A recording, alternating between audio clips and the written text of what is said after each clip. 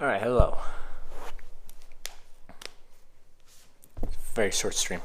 Um, Late stream start, etc., etc. I got a bunch of stuff strewn all about. We'll just talk about gear for a little bit, plans a little bit, what I've got going on here, what I'm waiting for, what I'm hoping will be here soon, what I received.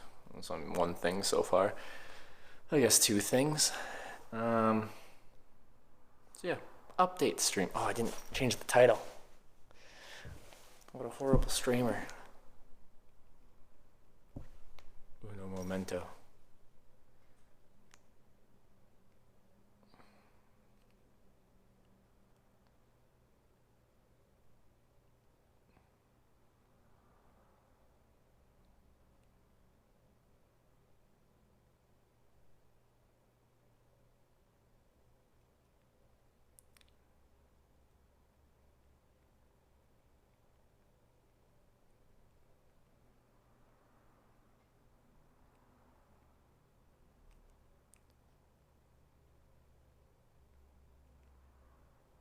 All right.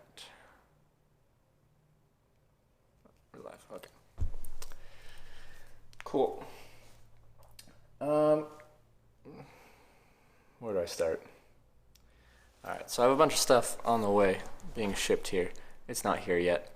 I'm supposed to get 2 more packages today. It's 5:43, and they still haven't arrived. So that's good.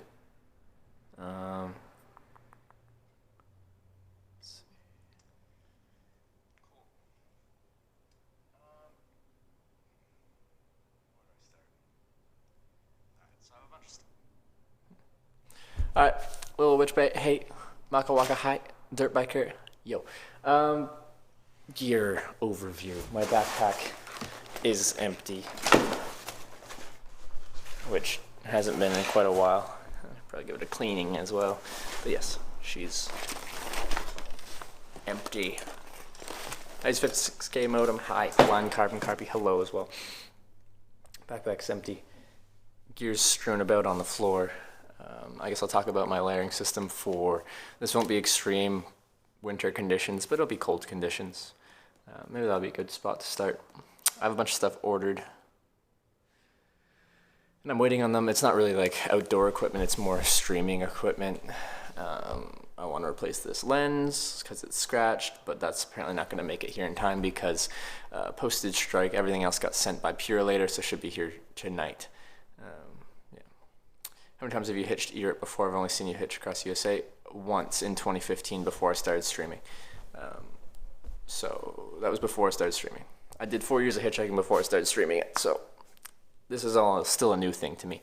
Vapors, hello. You missed the baking stream. I did baking on stream. Ironically, Purelator is owned by Canada Post. Is it actually? Interesting. Hey, Flowers for Wonder Girl. MVK, hi. So I got my stuff strewn about. Like I got options up the hoo-ha for several things. Oh yeah, I needed. Where did those go? Where do you go? Not here. And they're not there. No, they are there.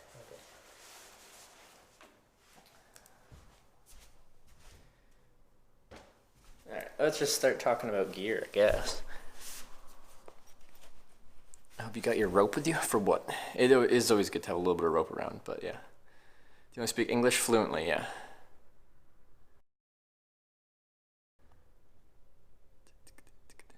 Oh, Europe. Okay, now I get it. I'll watch the VOD. I love Hitch Mom. Me too. Love you, Mom. Alright. Been a while since I tuned in. Glad to see your Europe trip is finally getting in motion. Hope life has been good to you lately. It has been great to me, actually.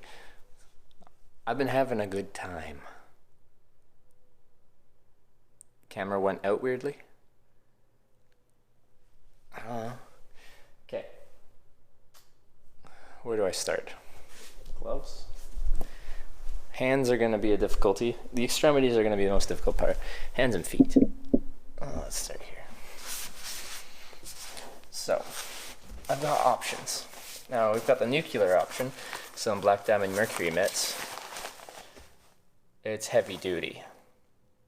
I brought these on my like -40 hitchhiking trip, and these are serious duty. Like, these are seriously warm gloves. I don't think I'll need them.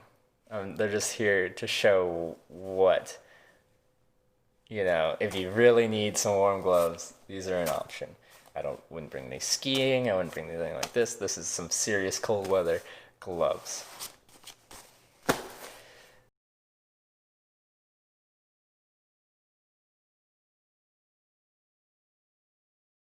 Alright.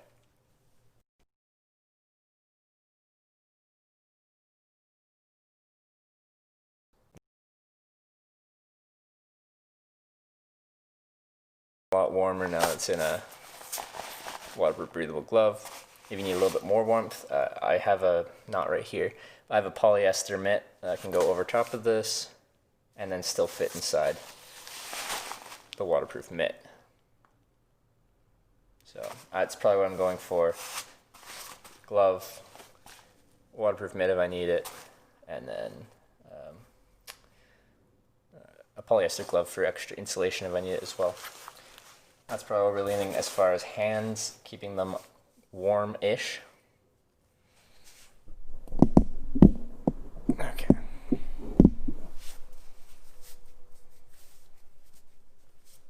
Now for feet, my boots aren't waterproof. These are Gore-Tex socks. Haha. Yeah. So, I've worn these, I brought these on my around the world trip, and I actually quite like them. I don't like waterproof shoes because your feet feel just more locked in, and if it's not raining, it sucks to have to wear waterproof shoes. But when you do need waterproofness, you can just have them in your socks. Oh, Jay Streezy's here. What's up, Jay Streezy? If you're out in a blizzard, are people more likely to pick you up because they feel bad? Also, hey dude at Hitch. Hey, Jay Streezy. So, I've only hitchhiked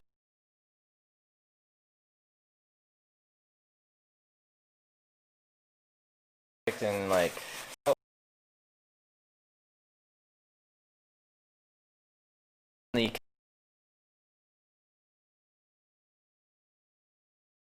that was -37 Celsius, and almost every car that drove past me stopped to see if I was okay. Some F? I don't know.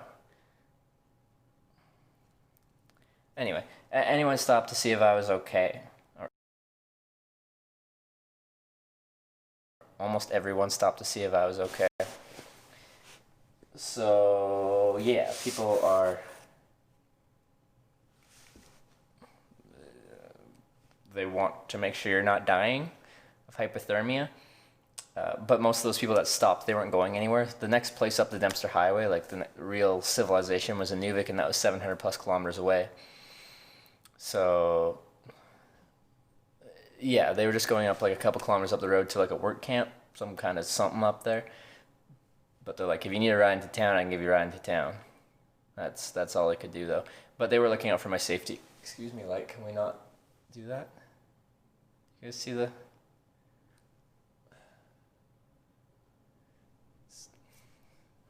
house is haunted. Dumpster Highway. No, it's Dempster. Yeah, your parents' house. This is my mom's house. Yes. Well, it's under renovation, but yes. Okay. So for feet, it'll be... I can layer socks. Do like a thin... the clutter. I'm sorry. Can do like a thin sock close to skin layer, and then a thicker sock outside of that, and then like a waterproof sock if I need to. The thing is, you really need, for your feet, one of the most important things is you need good blood circulation. So in the winter, if your feet are running a little cold, one of the problems you might have is your boots are just too tight and it's constricting blood flow to your toes, and your feet are getting cold that way. So even though it's not as good for walking in, it's best to loosen up your boots so the blood can flow all around your feet easily. but I probably won't be rocking too much insulation on my feet.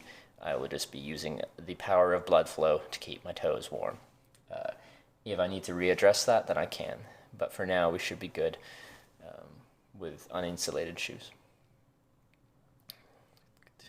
Can I hitch a ride to Europe with you? Maybe. When was this? When was what? Let's leave this out. Are we talking about the Arctic trip? That was not this past winter, but the winter before. For head and neck and stuff like that, we've got some options. This is my old, I think this is a US Navy 100% wool, not merino wool, just normal wool, cap, toque, whatever you want to call it. It's very warm for what it is. It's lightweight, but it's warm. We've got a merino wool, Icebreaker merino wool, 200 weight balaclava. So, balaclava, face goes through that. I'm just not sure if I'm bringing this because I'm not sure what type of conditions. This is the more extreme option as well. This would be a polyester fleece balaclava, which goes over your mouth as well. You're meant to breathe through that. This just doesn't pack down as small, but it could be nice, especially when you're sleeping in some colder environments. Throw that over. Keep the face insulated. What's the name for this?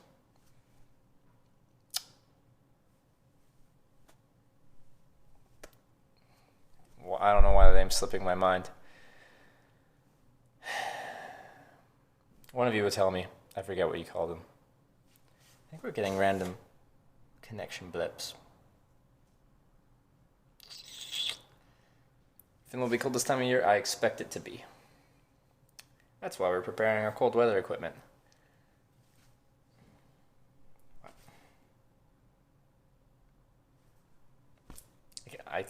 Bandana? No, no, it's not bandana. Anyway, this you can.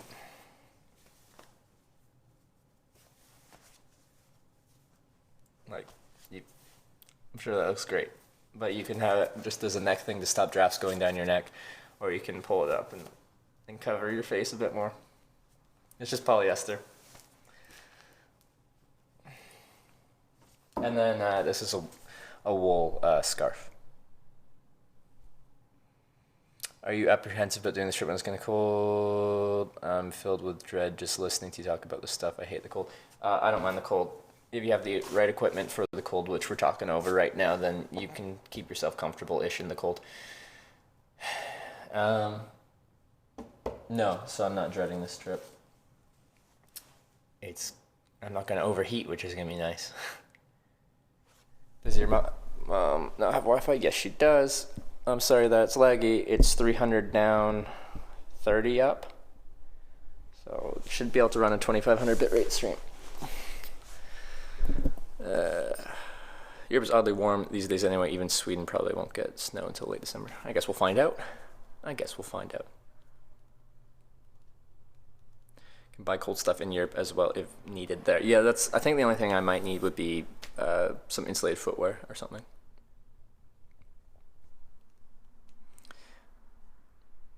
Leave for Iceland tomorrow. Not tomorrow, Thursday or Friday. Thursday if I'm hitchhiking, but I have some stuff that's supposed to show up tonight, and if not tonight, tomorrow. But if it doesn't come tomorrow, then I might end up having to wait for that, and then just using like my Aeroplan miles to get a connecting flight to Vancouver for Friday.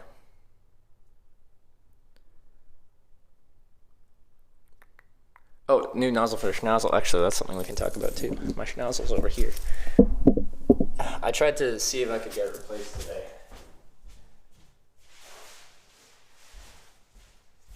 But they didn't have any in stock. Here's the schnozzle bag.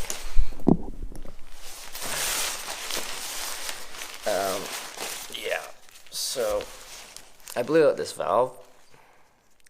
So what this does is this attaches to your the sleeping bag valve, where you inflate the sleeping bag.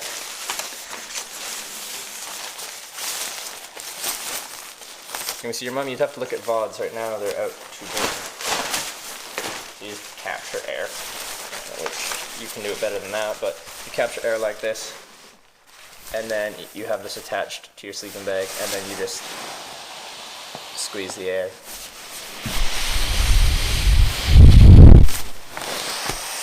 Squeeze the air into the sleeping bag, and you can, one of these things completely full will inflate my X-Bed down mat. These things are very convenient until I blew up the valve on that and it broke. So, those are awesome.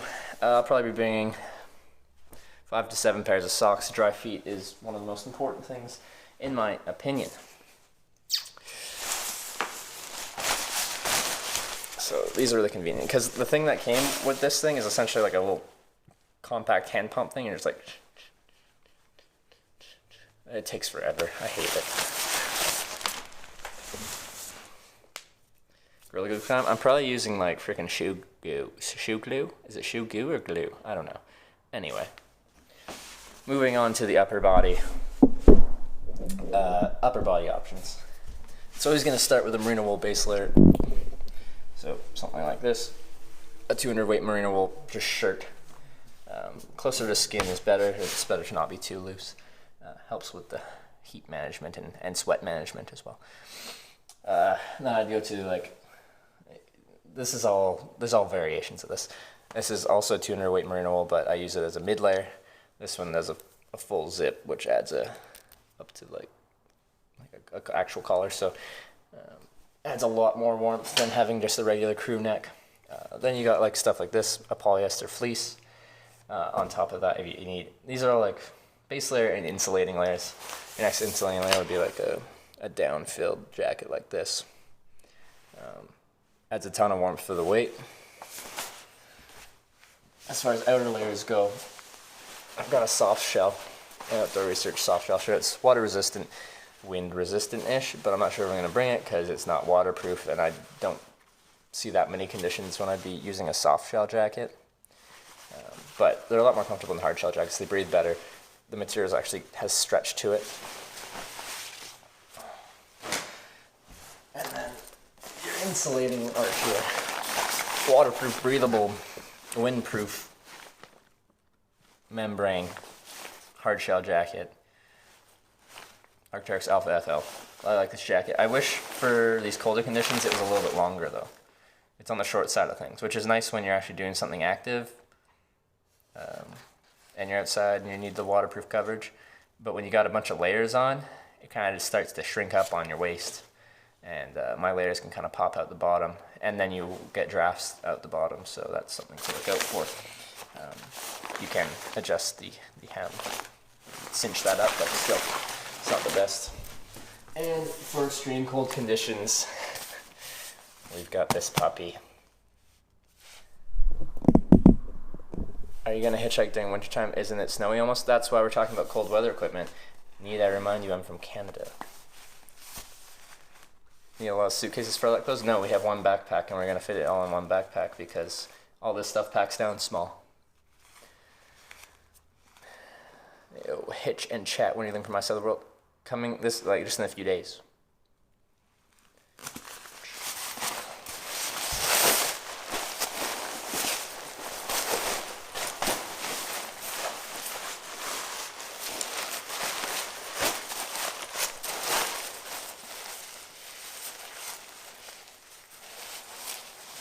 This thing poops up like crazy. Warmest jacket I've ever worn in the world. Doesn't look that warm yet, but trust me, she's toasty.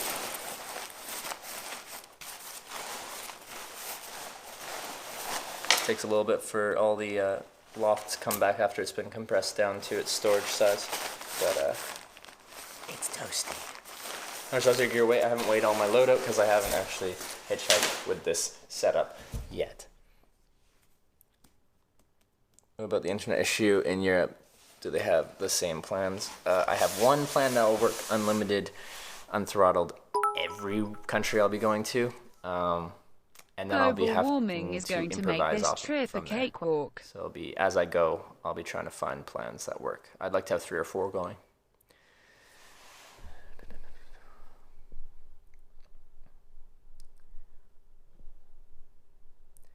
First stop, thinking Iceland. Yeah, Iceland's first stop, and then UK, and then beyond. Global warming's gonna make a trip a cakewalk? I doubt it, but maybe. You never know. Thanks for the 100 bits, though. Hey, dude. I think Hey Dude was my dad's RuneScape name back in the day. Hey Dude something or other. Oh yeah, pant.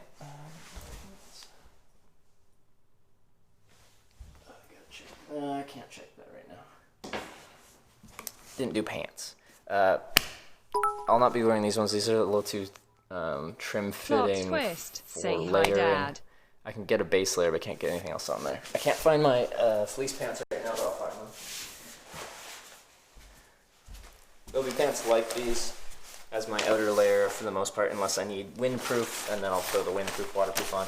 As a base layer, I've got 260 weight merino wool base layer legs, and then fleece pants on top of that. In -40, I wore this, fleece pants, normal pants, and waterproof breathable over top of that, and my legs were fine. How old is your dad? Just under 50.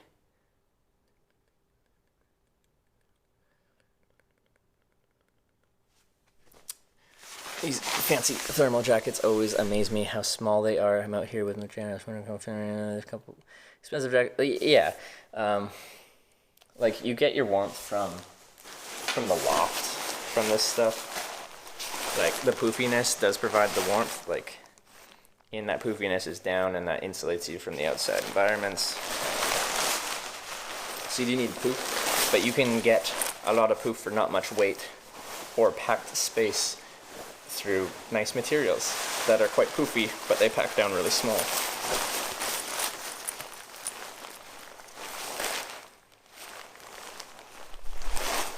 So this thing packed down very small, but it poofs up very big,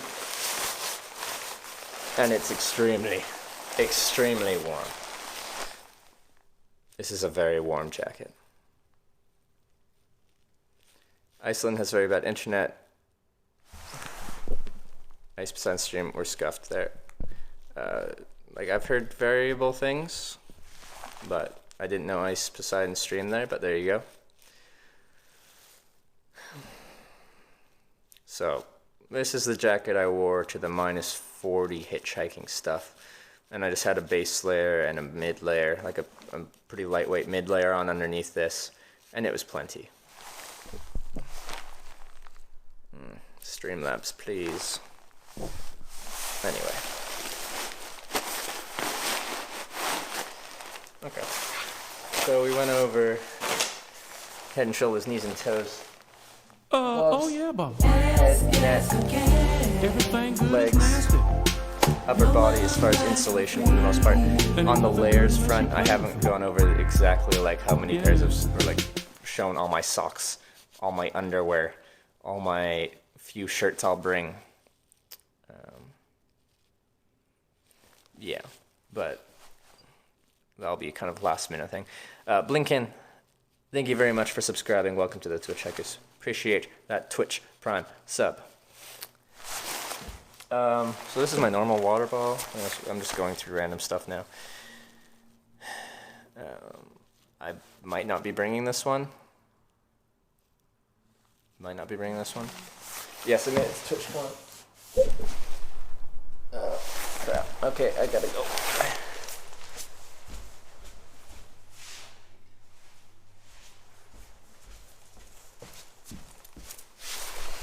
Might be bringing this instead.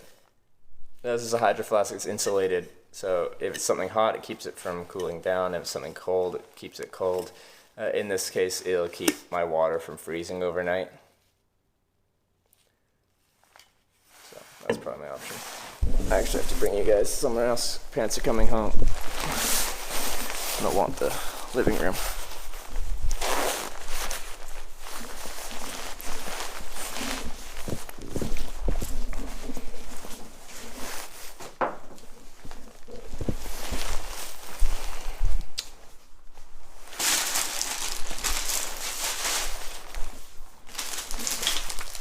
Where are you? This is my mom's place, where I'm staying for, what's it going to be in total? About a week until I fly to Iceland.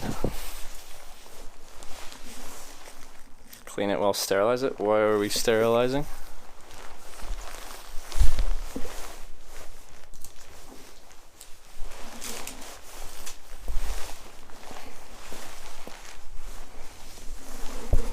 Gonna be home for Christmas? No, I won't. Or most likely won't be. Things can change, but it's looking like I won't.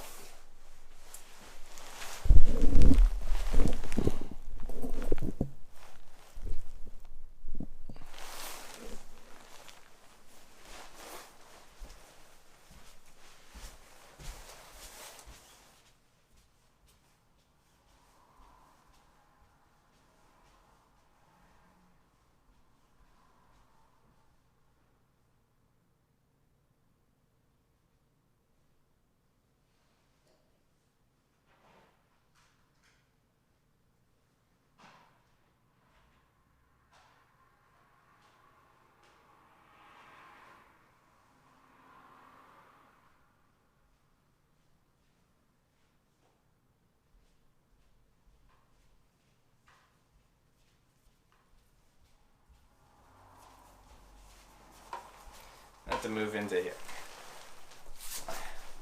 Microbonder, U-bond, modem, antenna, how I charge all my crap, a one connection to 6 USB port thing, mobile batteries. I had to buy one today because I couldn't get batteries here in time for this trip. And I'm gonna have to buy, probably when I get to UK, I'll have some delivered with, like, from Amazon to a drop point. Gonna sleep in your tent in the woods in Europe? Yeah, I will be. How cold will it be? Who knows? But I'm planning, I need to be safe down to at least minus 25 for my own mental, just so I feel relaxed.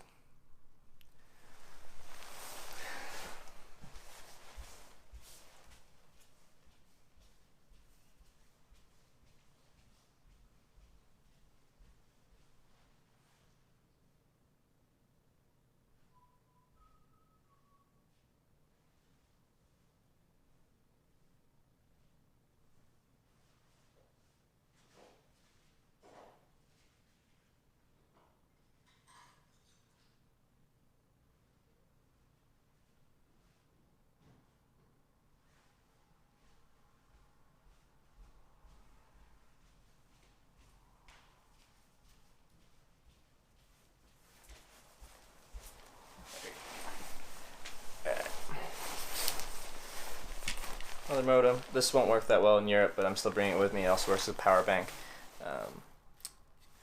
This is kind of convenient. It's one of those mounts for phone mount for a bicycle, but I could wrap that thing around anything. I used it for chat when I did use like a TVU, like a live view setup, gun run back, that kind of setup. I just can't power that when I sleep in the woods. But like, say I break my whole selfie stick and tripod stuff, I could just put this on a stick or anything. Backup phone, harmonica, hashtag storage wars, live view mints, and power brick specifically for my OnePlus 6, which charges it fast. Oh yeah, and our headlamp.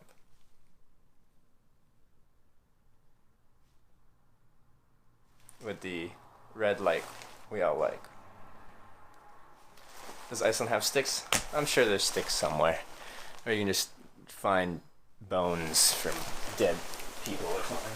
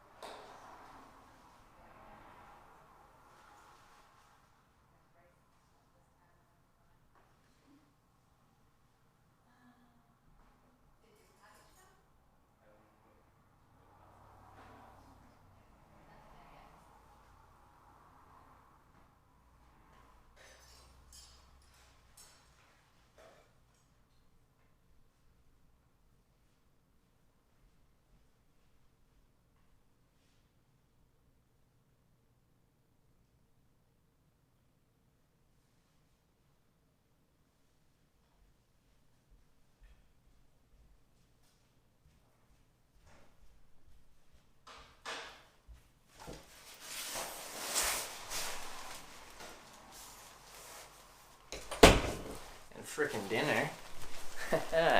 Perks of my mom wanting to spoil me while I'm home. Schnozzle bed.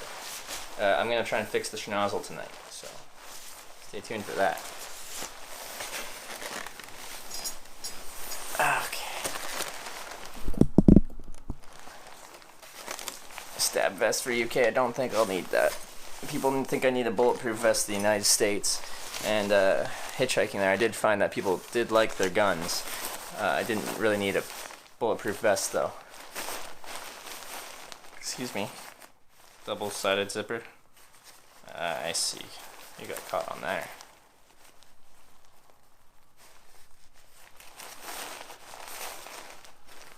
Excuse me.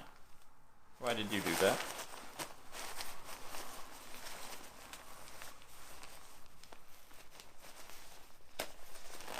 I think the most annoying part of really lightweight fabrics is they always catch on zippers. Like, sleeping bags are notorious for that. This type of thin nylon and stuff on down jackets and stuff always catches on zippers. And there's really, has anyone come up with a good way to avoid that on a lightweight zipper? Alright, let's have some, oh baby. It's like a deep fried burrito thing. I don't know the best way to eat this on this surface is. Going somewhere? Europe. Grow out the beard, love it. I don't think I'm going to. I think it negatively impacts my hitchhiking times.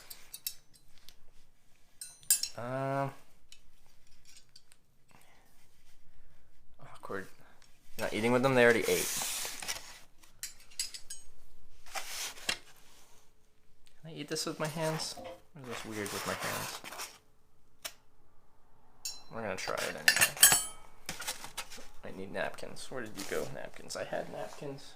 They were here. Brought them here. How did they disappear? How did you do this?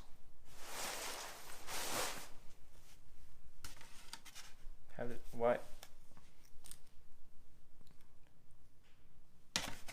They were here, I put them there, and then I moved them somewhere else. Oh, right there. Underneath everything. It's so thick. Yeah, it is thick.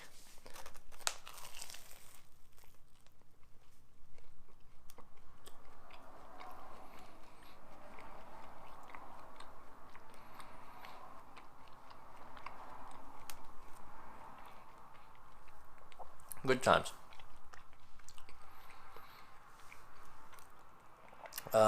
Yeah. Someone used chew goo to fix the schnozzle bag.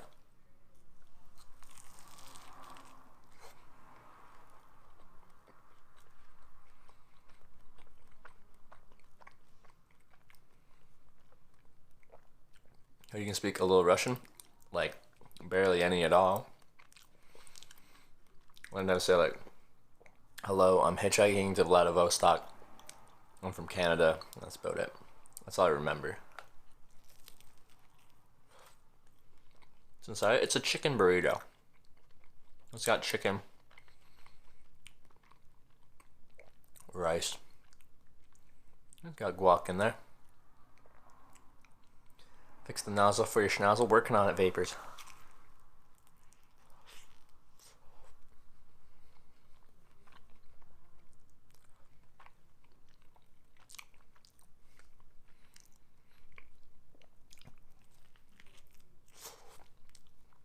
It's good stuff.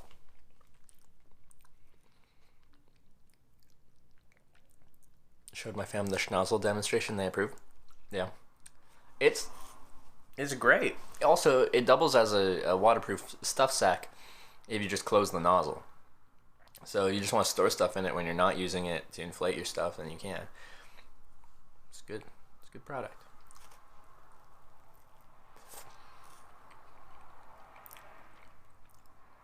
Get a fresh cut before your trip? Yeah, I want to get a haircut before I leave. And chimichanga, it's a giant deep fried burrito. Do we call it chimichanga? I don't know. Why are you eating so? It's a deep fried burrito. I don't think it's very healthy, Rivers. Going to all European countries? I probably won't hit all of them. There's a lot of European countries. How many countries are in Europe. And what counts as Europe?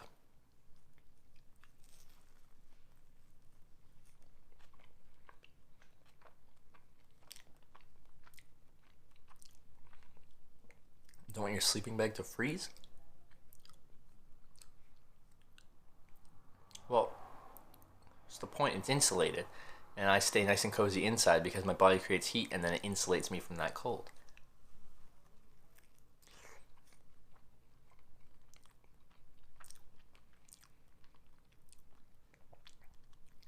Grimoire collab if you go to Lithuania. What does Grimoire stream or do? About 30 countries in Europe? Is it just 30? I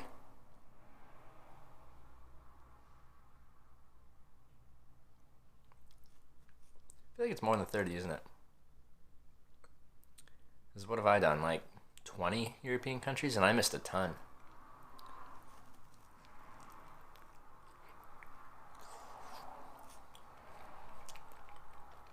Have ice cream there. We got some vanilla ice cream here. Actually, I think my mom got cookie dough ice cream too. Maybe I'll have some of that for dessert. Grimoire plays video games and is silly. Do you think you'd want to hang out with a hitchhiker? 50 recognized countries in Europe. That's a lot of countries. When you fly out later this week, 28 EU members, 51 independent states in Europe. Okay, thank you.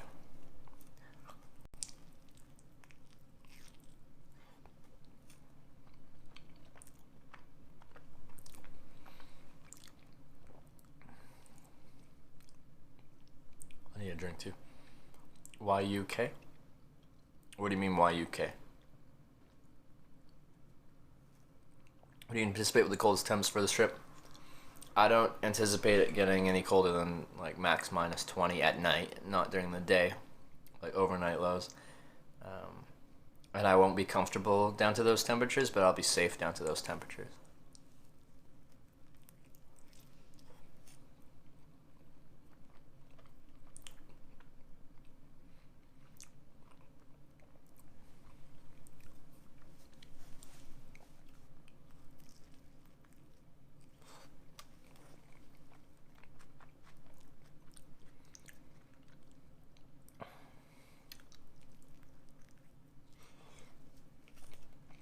I'll need a drink.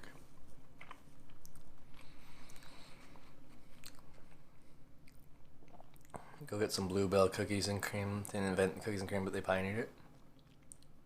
I don't know. Do we have it here? I don't know. How much money you're bringing? Credit cards and debit cards? I don't bring cash. Well, I bring a little bit of cash for emergencies, but I try to buy everything on card. It's easier to keep track of things. Also, purchase protection. If someone steals all my stuff and they purchase stuff with my credit cards, there's zero liability, but if I have $1,000 in cash, then the cash is gone. There's nothing I can do about that. And your first destination is UK? No, it's Iceland.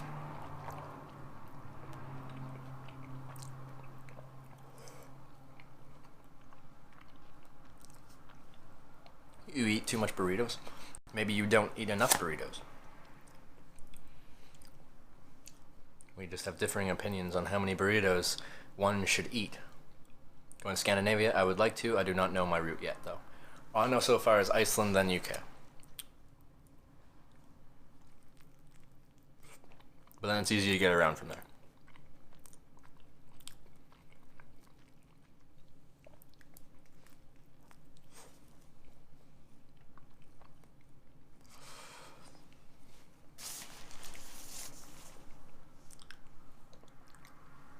Yeah, I need a drink. I'll be right back. I'm gonna grab a drink. Yeah, there's stuff. One second.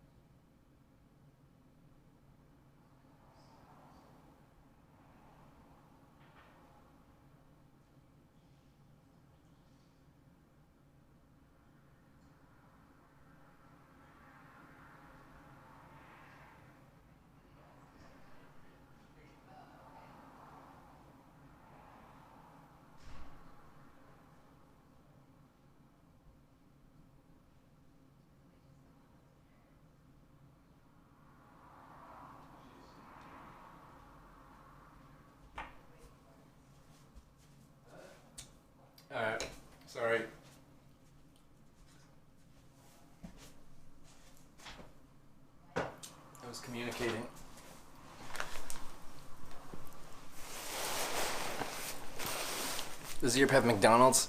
Oh, yes, they do. That's how I stayed connected on my first European trip. You look for the Golden Arches and they have Wi Fi. Golden Arches provide Wi Fi.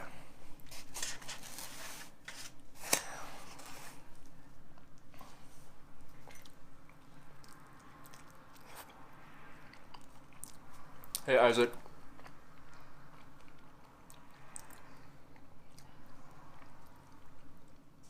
Is there a Wendy's though? Oh yeah. Is there Wendy's? I don't know. I don't remember. I don't remember seeing Wendy's. Oh yeah, Baba. Ask, ask for cash. Everything good is nasty. No one buys for free. And ain't nothing Almost good unless famous. you Thank you flavor for subscribing. Welcome to the Twitch Hackers. Appreciate it. the Twitch Prime sub. Almost famous.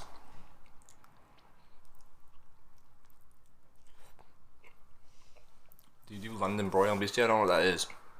So maybe, but maybe not. Go to Germany. Only the southern part of Germany is interesting, in my opinion. I've been to the northern part. I've been to the southern part. Like, yeah, southern Germany is cool, and like Bavaria, Munich area, and you got the mountains down there. I don't know. North, like, they've still got cool cities up north, but yeah, geographically it's less exciting. But I don't see anything wrong with north or northeast or northwest or west. To each their own.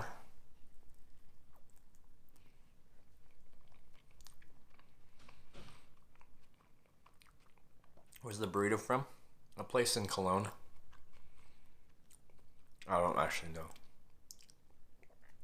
I'm gonna finish this as speedy as I can, and then I'm gonna try and fix my schnozzle bag with just a ton of shoe glue. Shoe glue? Glue or goo? Goo. Shoe goo. Sponsor me. I'm just gonna glue everything.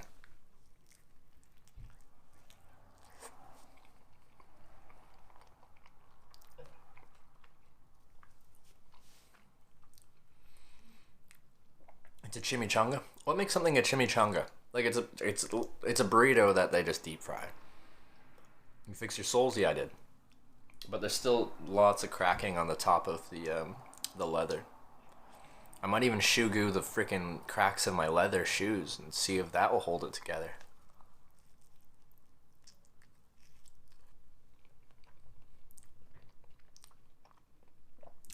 Looking forward to Iceland. I'm looking forward to Iceland. Deep fried tortilla equals chimichanga. But is it just a burrito that's deep fried makes it a chimichanga? Like, what if you put ice cream in the burrito and then you deep fried it? Is it still a chimichanga? Just a deep fried burrito with anything inside is a chimichanga? Gonna head out. See ya. Alright, see ya, Hitcher.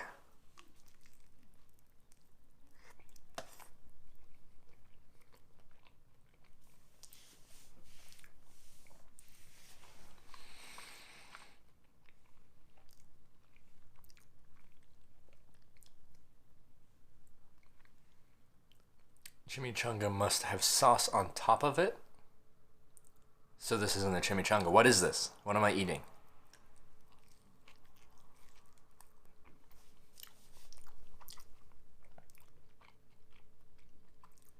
Have you been in Norway? I flew into Bergen from the Shetland Islands, northern UK, and then I hitchhiked northeast through it's like a place known for like mountains and extreme sports, but I forget it now. Anyway, to like a kind of central highway, and then north into Trondheim, and then east into Sweden, straight across Sweden to Sundsvall.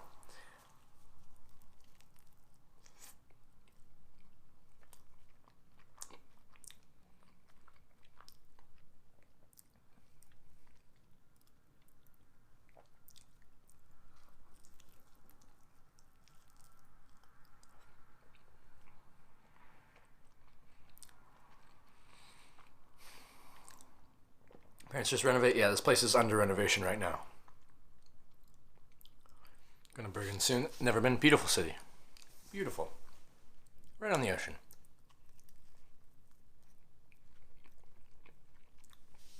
I'm flying to Europe in a couple days.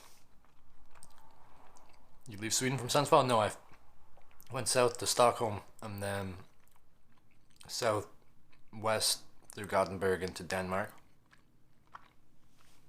Right?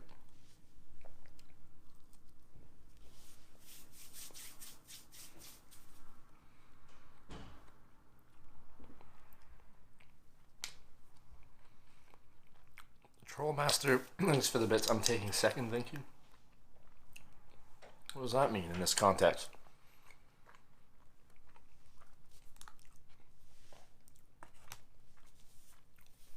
Please cut the hair before you leave. Everyone's so opinionated about my hair. I might, maybe I won't. Depends how I feel.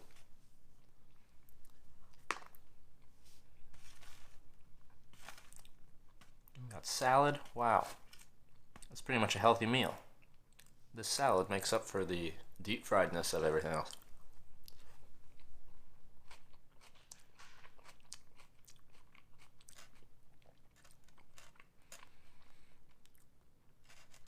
Why, you just wipe your hands over your bed? I don't think I did. If anything, I did my pants, because they're dirty anyway. Alright. Now that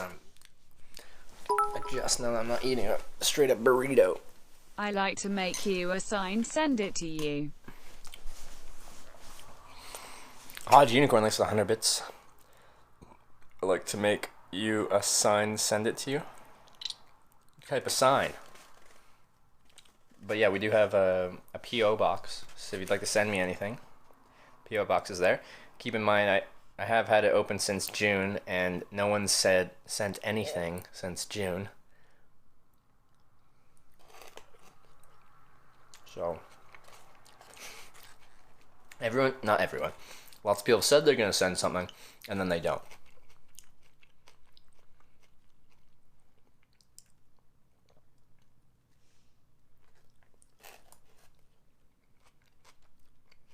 I'm going to travel in Europe. Lord SB, I'll probably be in Europe for about 2.5 months.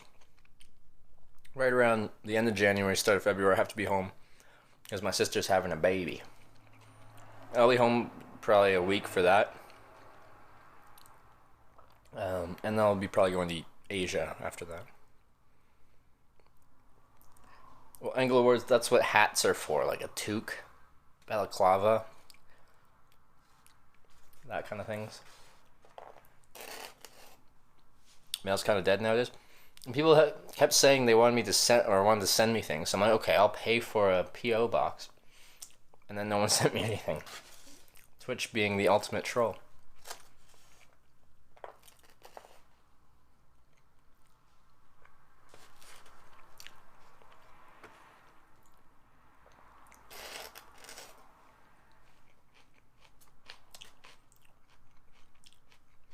But yeah, maybe I should let my hair grow long and let my beard grow out for that rugged Arctic look.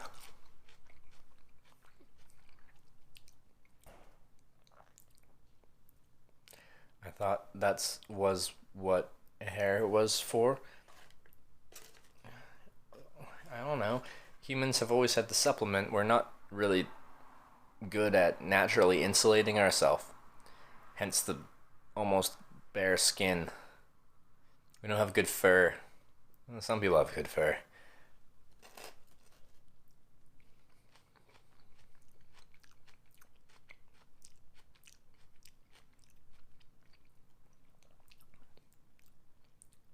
From Spain.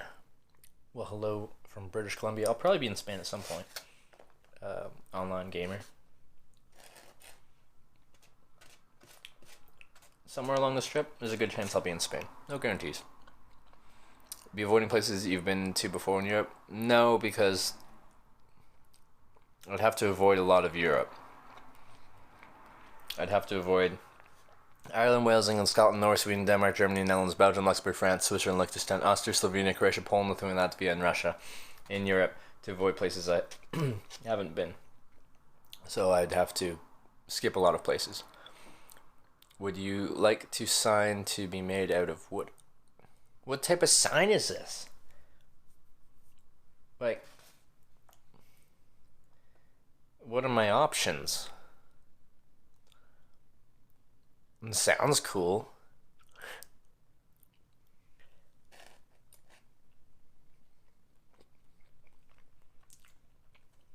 A wood sign.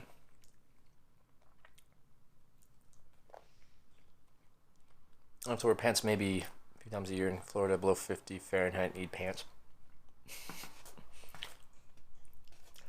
Like, when people say that, it's like, it's easy to want to make fun, but like, your body adapts to the climate that you put it into. So if you're used to hot climates, anything that's not hot is then cold for your body because it's used to the environment you put it there.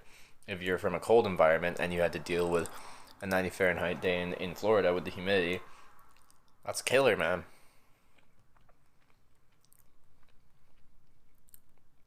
For your next trip is going to say north, south, east, west. Well, I can't bring a wood sign with me because that'll just weigh too much and take up too much space.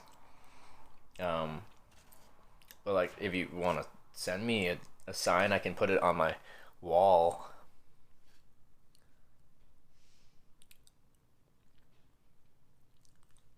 You still adapt to the heat. It takes time though. Like, your body adapts to the environment you put it in, but it takes time. Like, I slowly adapted to get more used to the heat when I was doing my Hitchhiking America trip. It still sucked though. I still hated it. Ever had frostbite? No. I try to stay on top of it pretty good. Especially the extremities, your fingers and toes. They can run away from you really quickly. Once you lose feeling, it's really hard to keep track of where you're at. So I try really hard to keep sensation in my fingers and toes. Because then you know you're good. If you can feel your fingers and toes, then you're good.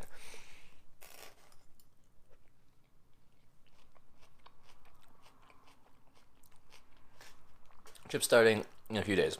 When's your birthday? June. We'll be hitching to the airport. I haven't decided yet because I'm waiting for stuff to arrive. And if stuff's gonna... I'd have to leave Thursday if I was hitchhiking. But I'd have an extra day if I was just flew out of Kelowna here. So it depends on when mail arrives. I can do a last minute flight using Aeroplan if I need to connect.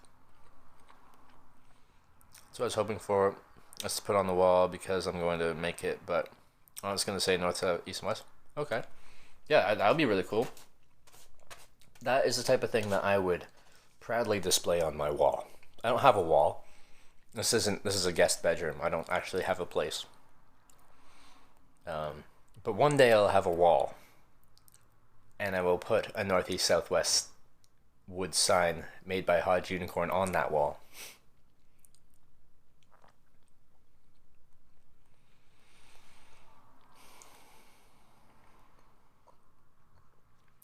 Finger and toes are so cold, feel like they are warm is a bad sign. Yeah. I think there's a word for it. But when...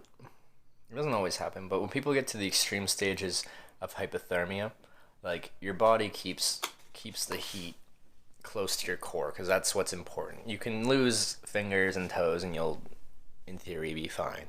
You might just have to remove them, but if your core temperature drops too much, you will die. So it keeps that the hot warmth, like, it constricts the flow to your extremities and keeps it in your core. So yeah. So it's keeping all that warmth in your core, and at some point the body just seems to give up, and it releases all that warmth throughout your body, and you feel real hot, but your core temperature is dropping really quickly at that point, and people start to feel like they're overheating even though they're, like, you know, in minus 30 conditions. And it's quite common for you to find someone that died of hypothermia that had warmish weather equipment, but they just shed it all off. They took off all those clothes because they were delirious and they felt overheated at the end of it. So yeah, that's a bad sign.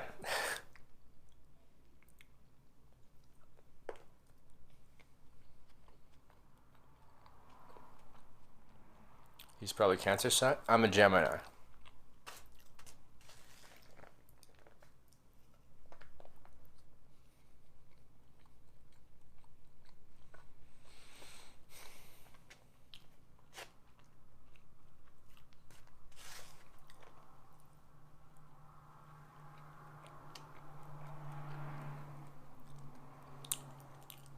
just heat out your head. I am aware of that. Keep a nice holy hat on. If the conditions call for it, I will.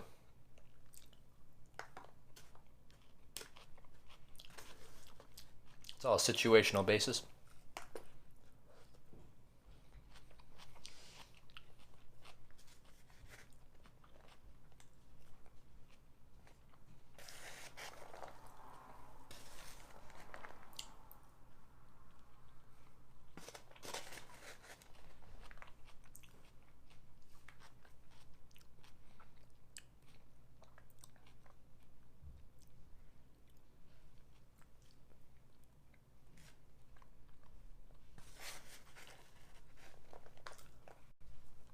What part do you plan to go to? Iceland, UK, then wherever I feel like it after that. Until I probably just keep going until I run out of time. Like, as in I have to go because my sister's having a baby. I crap my pants. We're on the same wavelength as far as when it comes to cold versus warm. Rather be cold than hot. Yeah. You can always throw extra layers on if you have them. You can't take any more layers off if you have no layers on. You can manage the cold. I can't manage the heat. If you have to be active outside. If you are on a beach and you can just transition from the beach to the water and then back to the beach and then back to the water, then it's great when it's hot outside. Alright, see you, Hot Unicorn. Would you make that sign? I don't know, I'm excited for that.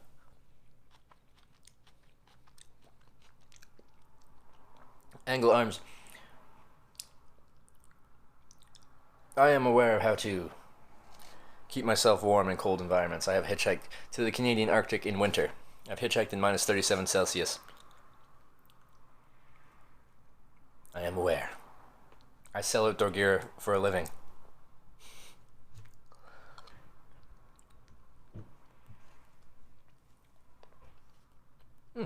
Hi, Gina. How are you? Alright. You go over here. When I send it, I would tell you. Alright, sounds good. Sounds good. What areas of Europe? I'm starting in Iceland, going to UK, and then going wherever I feel like it.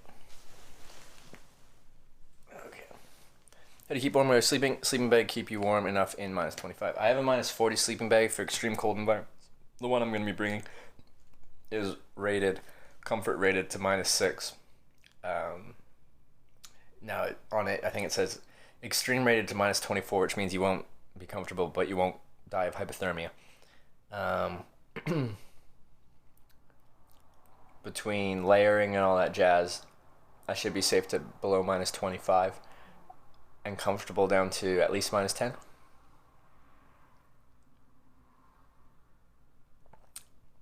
Yeah, so just warm sleeping bags, an insulated sleeping pad. That's what you need. Visiting Iceland, yeah, that's the first country we'll be going to.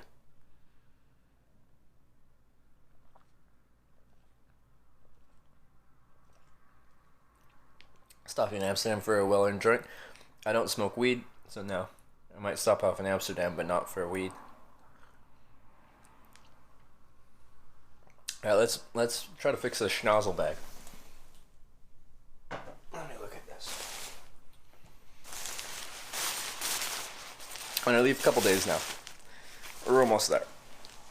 Been to Iceland before? No. I've been to a lot of Europe, but not Iceland. Okay. So this is the nozzle on the schnozzle. As you can see, this side has just blown right out. So, how does this work?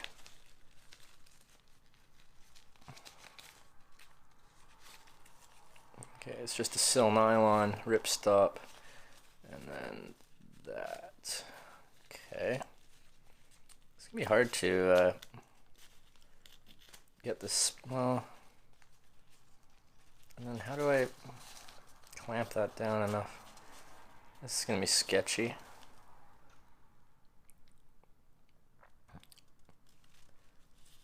For the women I see? No, it's for hitchhiking. Is that about to blow out too? Is all of this just failing? Why you do this? Why don't you not do this? I have to reinforce that as well. That's annoying. Yeah, that's about to come undone. Okay. So just apply it on there, spread it on there.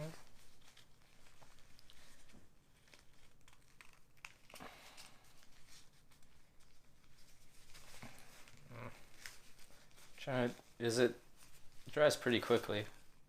Just trying to do a plan of action here. I could just, yeah, let's just get it on a shoelace. This is my apparatus for spreading shoe glue. A shoelace that I broke, I just put it on that. Canada doesn't even have Canada. It's legal. Like British Columbia, where I'm from, is known for making good weed. It's called BC Bud.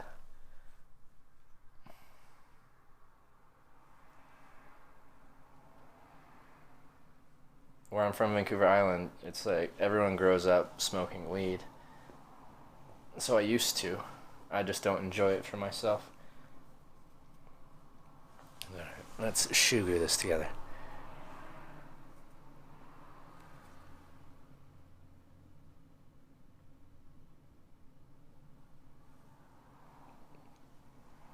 Okay, yeah, stop. Shoe glue. Okay, you go there.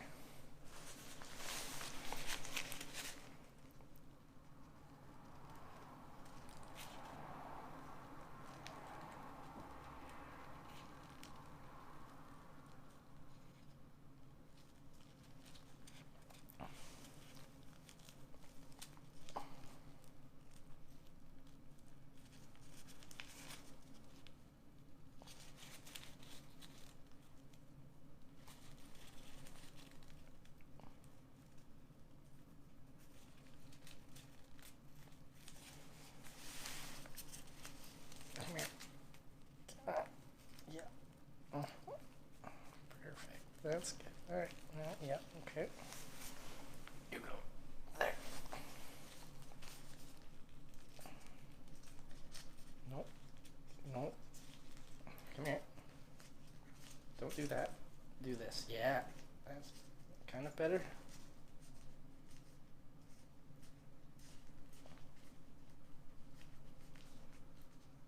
Oops.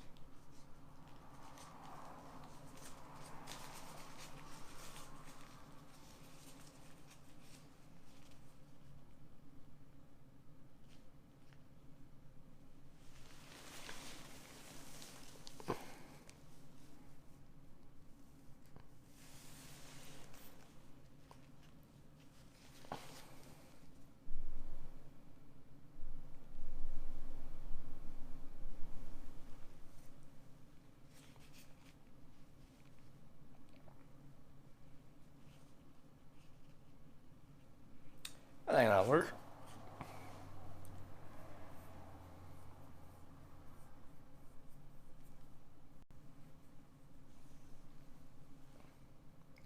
Put a little bit of reinforcement on this side though, because it looks like that side's about to blow out as well. When are you leaving? Couple days. Couple days. Okay, I'm just gonna put a little bit more right there.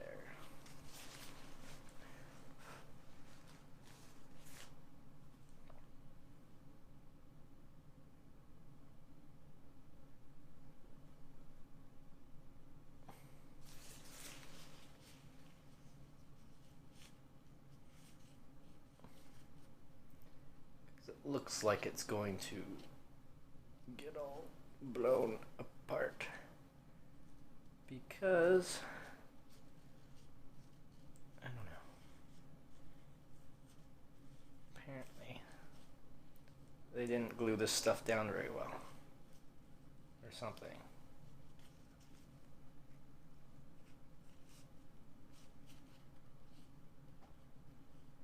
Yeah, that should be sufficient.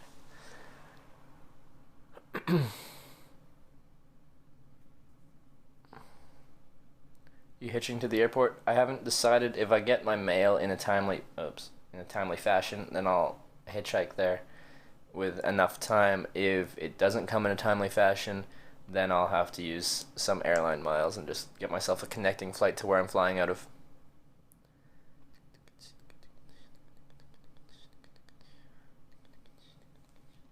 But I've hitchhiked to catch many flights. You just give yourself lots of time.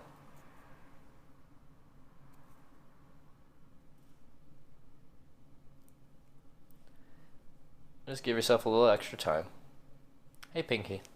How's it going? Alright. In theory, I just fixed my schnozzle bag. And then... anything else I have to do? I was going over equipment.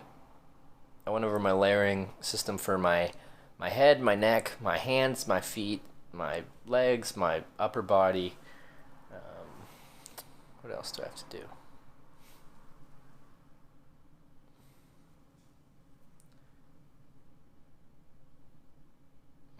This has just been a little update stream.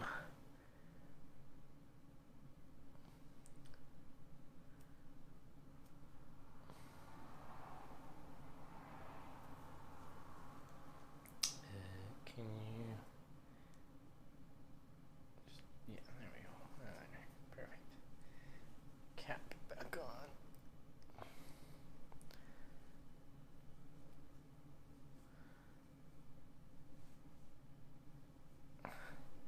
Why does everyone always have to fight about weed? Whenever people bring up weed, everyone gets all defensive about weed. How's the weather by me? Well, what are we at? I think it's 4 degrees Celsius, mix of sun and clouds here today in Kelowna and British Columbia. Tomorrow, I think it's more of the same. Maybe a high of 6 Celsius. What's that, 40 Fahrenheit? 43? Visited Tokyo, Japan? Yeah, I did, in 2015. That was the last place. That's where I flew home from after a 23-country around-the-world trip over 8 months. Tokyo was my final. In Japan, I hitchhiked from Fukuoka to Tokyo. See ya, I crit my pants. Always loved that name. And you've been here a long time. Been a regular of the channel. Lightens my day a little bit to see a name like that all the time. Okay, I need to put you somewhere because you're just gonna be all sticky gluey. Stop being sticky gluey. Perfect. Hey, Tinga. Okay. What else do I got for you? I wanted to go over my layering system. I did that. Wanted to fix my schnozzle bag. Did that. Yeah, no, that's still good. Hopefully that seals it well. It dries quite quick. It's already feeling pretty good. I deal with language barriers. Europe's quite nice because it's quite multilingual. People know English pretty well. I'll try to learn a few words or phrases just to be polite. But I don't even get that conversational. In that language, I go to a lot of places quickly. I'm usually in a place for like max a week, except for a few noteworthy examples. So, yeah, I only can say I speak one language, and that's English. But in Europe, it's pretty easy to get along. Outside of that, you can use Google Translate, but it becomes more difficult. Russia was a difficult one.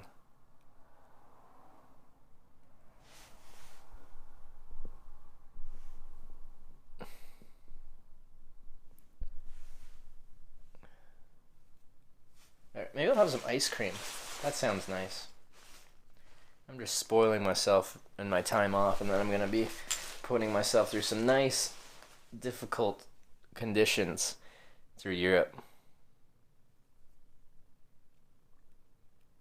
Keep the beard growing for UK. I'm not sure what I'm going to do. I haven't decided.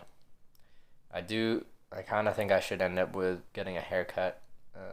It's just getting annoying to deal with at this length. especially when I'm going to be sleeping in my tent. So that'll be annoying. Yeah. How many solar chargers? I have one. I don't bring them with me because they suck.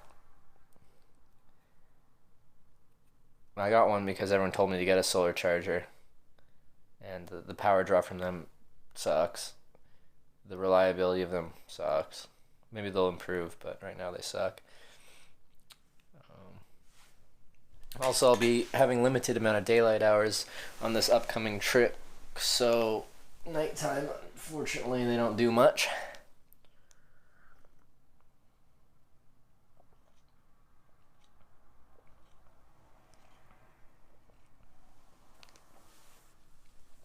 Or the beard and hair for the UK, just for the hair K? Or just for the UK, rather?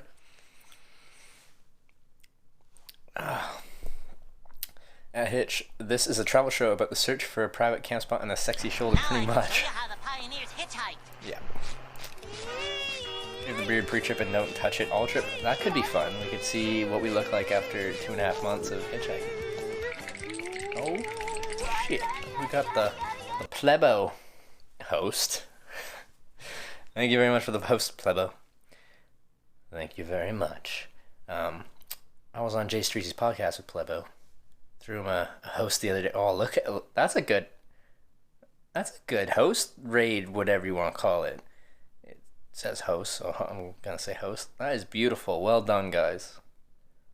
That is really well done.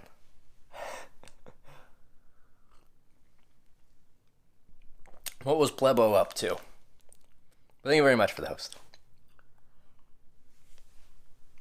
And welcome to my stream. This is Hitch. I'm gearing up, fixing equipment, showing my layering system. I'm hitchhiking around Europe in a couple days. Hitchhiking around Europe in a couple days. And just showing my setup for that. If you haven't been here before, this is the hitchhiking stream. I think there's only one still. Been doing it for 7 months. In those 7 months, we went through all 50 US states, all 10 Canadian provinces. Before I was streaming hitchhiking, I hitchhiked in 25 countries. And now I've been picked up over 1,000 times in my life. So welcome to that stream. We're not hitchhiking today because we're preparing. For a winter European hitchhiking trip. So, welcome to Hitch. It used to be Hitch Live. I'm used to saying Hitch Live. It sounds weird to just say Hitch. Had you hitched to Hawaii? I flew to Hawaii. I just went there. Their new goal to reach through hitchhiking in the we don't really have a goal. I just want to hit a lot of European countries. Like, part of me just wants to be like, I want to hit all of them. I don't think that's going to happen, though, because that's 50 or 51 countries. That's a lot of countries. When are you leaving? A couple days here.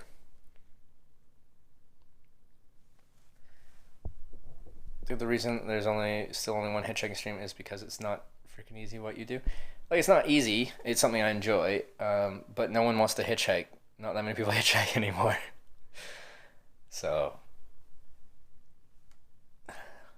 there was one stream that did hitchhiking, and they did it for like a week and a half, and then they never did it again. Were you spending Christmas? Europe somewhere.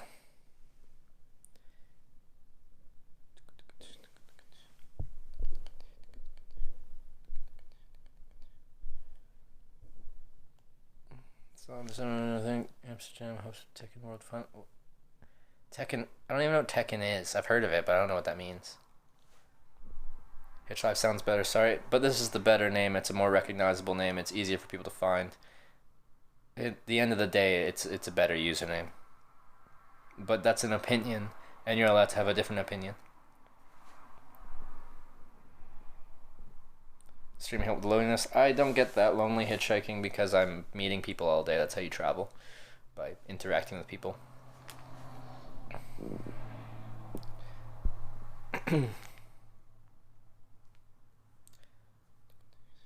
It's a fighting game, pretty much opposite fans of Street Fighter. There you go. That guy just hitched to Colorado to get weed. Yeah, he hitchhiked from Ontario, Canada to Colorado, got weed, and I don't think he streamed after that. You live in England, Sin Girl. Are you coming there? I am coming to England. I'm starting in Iceland, then I'm going to UK, and then going from there. We're in Europe. Where I just said, that's where I'm starting. And then I'm just winging it from there. Did you get banned a few days ago? Nope, I've never been banned. I switched my names. So if you were looking for Hitch Live, that's why it went to a page that said you can't find this because I had a different name or have a different name. Hope you go to Luxembourg so I can try to stalk you. You're from Luxembourg, eh? Just an itsy bitsy teeny weeny country. Talk about leaving the comfort zone, please. What, like hitchhiking, leaving the comfort zone? About that? Like, is hitchhiking leaving the comfort zone? Doing anything you're not used to and that makes you uncomfortable is leaving your comfort zone. But I think it's good character building to do something you're comfortable with. Just force yourself to do it, and you might just enjoy it. But yeah, when I first started hitchhiking, it was definitely uncomfortable. And now that I've been picked over 1,000 times, it's no longer uncomfortable. Because it's what I've done for 4+ years. 1,000+ rides. 25 countries. You're used to it.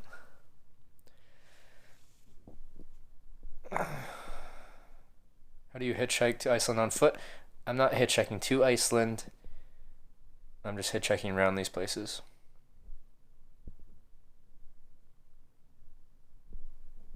He also hitchhiked to a wedding. Okay, he went to a wedding as well. If you want to try go Ukraine in...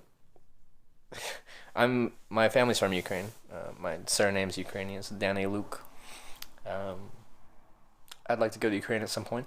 And I was in Russia in 2015, and there's a war going on between Ukraine at that point as well. The thing about these places is there's areas that are currently in war, but these are large countries. You don't go to a region that's currently at war, but when you're in Vladivostok, Russia, and the war's in Ukraine, I don't know if you know geography, but Vladivostok is probably 8,000 kilometers away from Ukraine. You buy new boots? No, I just tried to fix my old ones or condition the leather enough. Dealing with the SIM cards and carriers. So I have one plan that will work in essentially every country. It's unlimited, unthrottled, international through unlimited IRL. Costs a small fortune though, so I just have one of those, and then I'm going to improvise the other ones and get local SIM cards and put them into unlocked modems that fit the bands of the countries I'll be hitchhiking through. Ever consider hitchhiking across Africa? Yeah, there's certain areas in Africa I'd like to hitchhike. Why the name change? Because it's a better name in the long run. It's a better name. It's more recognizable. It's simpler. It's cleaner. I can tell people to go on Twitch and look up Hitch, and you'll find me, rather than Hitch_live. You might say Hitch Live sounds like a better name, but the live was redundant. And the underscore made it difficult to look for.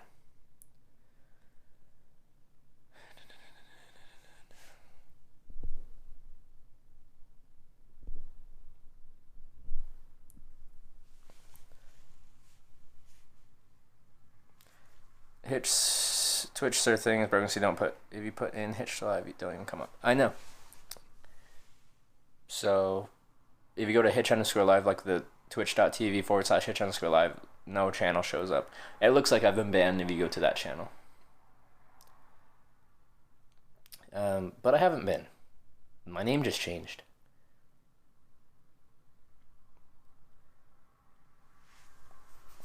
It's simple. It's memorable. Like, when I was telling people if I didn't have a business card to give them to link to my stream, telling them how to find it, yeah, I'm like, yeah, just go to twitch.tv/Hitch_live. I'd be like, anyway, Hitch is a lot easier. I Hitch. Redog is on a plane to Hong Kong, if you didn't know. From Singapore, he was in Singapore, right? To Hong Kong. I've only been to the airport in Singapore. I've been around Hong Kong a little bit. It's an interesting place. Africa would be such a great trip, just like Europe will be. Enjoy your travels, dude. Yeah, there's certain areas in Africa I would like to travel around. Also, I want to climb Kilimanjaro as an introductory to me to see how I deal with altitude. To see how my body reacts to thinner air. So I want to do a Kilimanjaro trip. I don't think there's a signal up there. I don't think I'll be able to stream that. Maybe there is.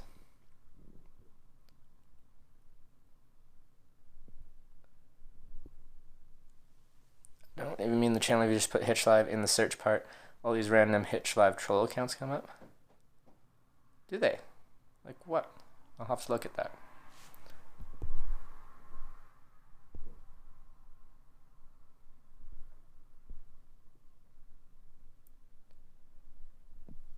I should get Hitch Live back. Maybe I'll send, because I don't have control of it now.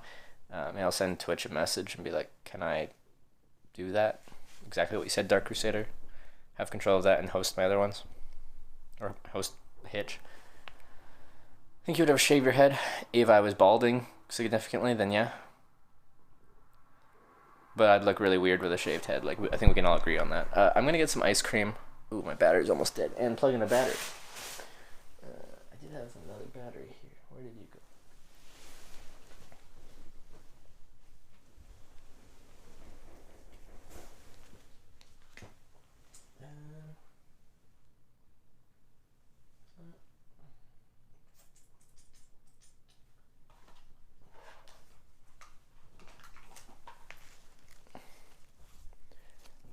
Shaved eyebrows for you. Yeah. Oops, that's not right.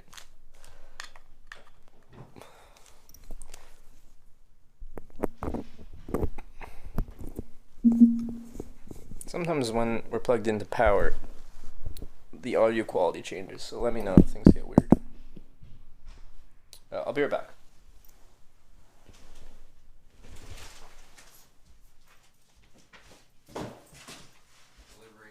Delivery? Oh, sweet.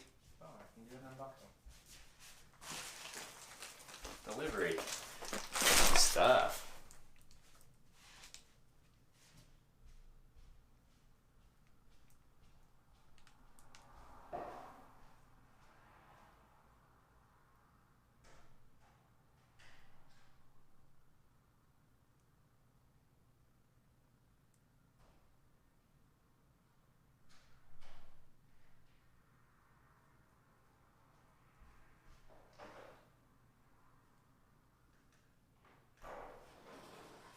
Now I can show you how the pioneers hitchhiked.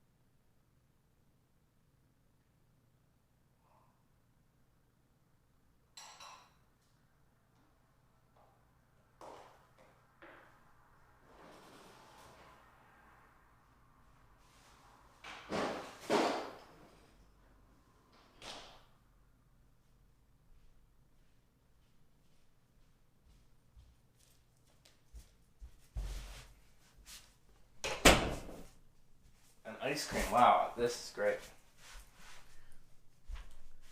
Ice cream, boxes of things.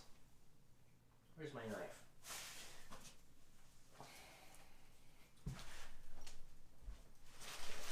Go over here. Now I can show you how the pioneers hitchhiked. Hey, out of fire.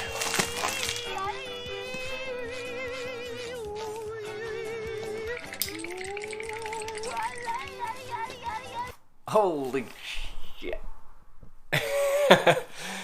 Shook, the real Shook one, thank you so much for the huge host. Thank you very much. And welcome to Hitch. Formerly Hitch Live, but had a name change. So, welcome to Hitch. What I do here is I hitchhike. Now, you can probably tell by me sitting inside this guest bedroom here is I'm not hitchhiking right now. I'm resupplying back in Canada, getting equipment for a European winter hitchhiking trip that I'll be going on in a couple days. So, Shook, thanks again for the host, and welcome to a Gearing Up stream. Welcome to a Gearing Up stream. So it's not that exciting. Alright, what do we got?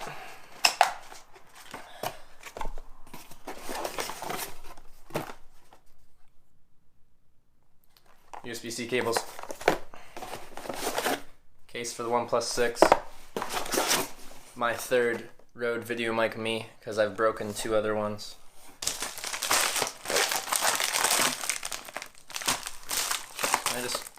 Do these ones rip? Does it rip? Yeah, you rip. Nice. Oh, there's the one that's beautiful. Hope y'all having a dope ass day. I'm having a dope ass day.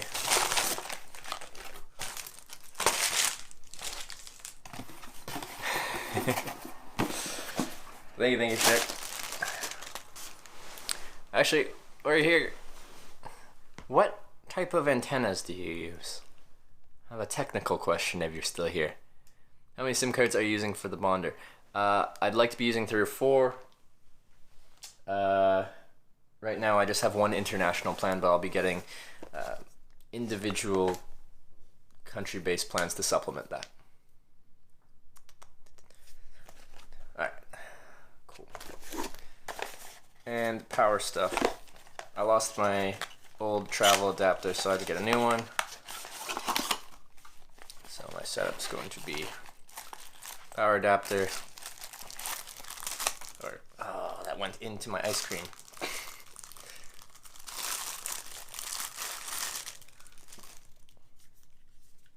This is what I plug into. And then you can switch it from EU. Is there a lock on it? How does it work? Ah, there we go. There's a lock on it. UK.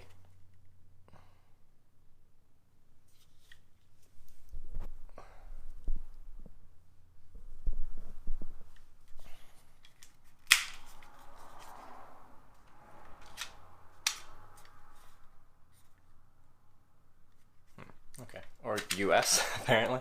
But yeah, this, so I'll plug this in whatever country I'm in, and then I have, where did you go? This.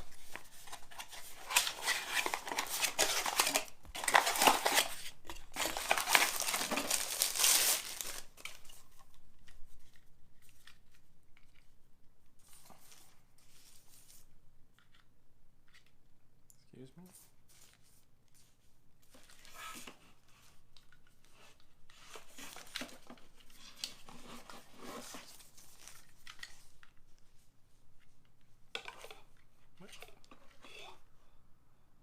What are you? Anyway. Need to do a cemetery visit? What? What are you, oh, with Jake, what? What? What are you guys doing?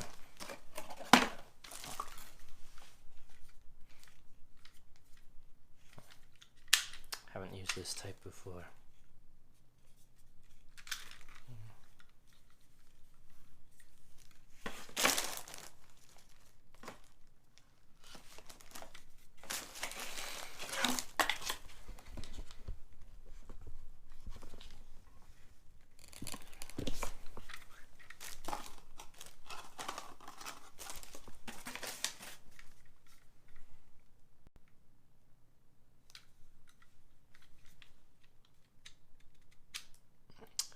When are you leaving next? In like 2 days, I'll be leaving. I've been here just under a week now. Or I'm getting new business cards tomorrow. I'm getting some more stuff delivered tomorrow. I have a bunch of modems on their way.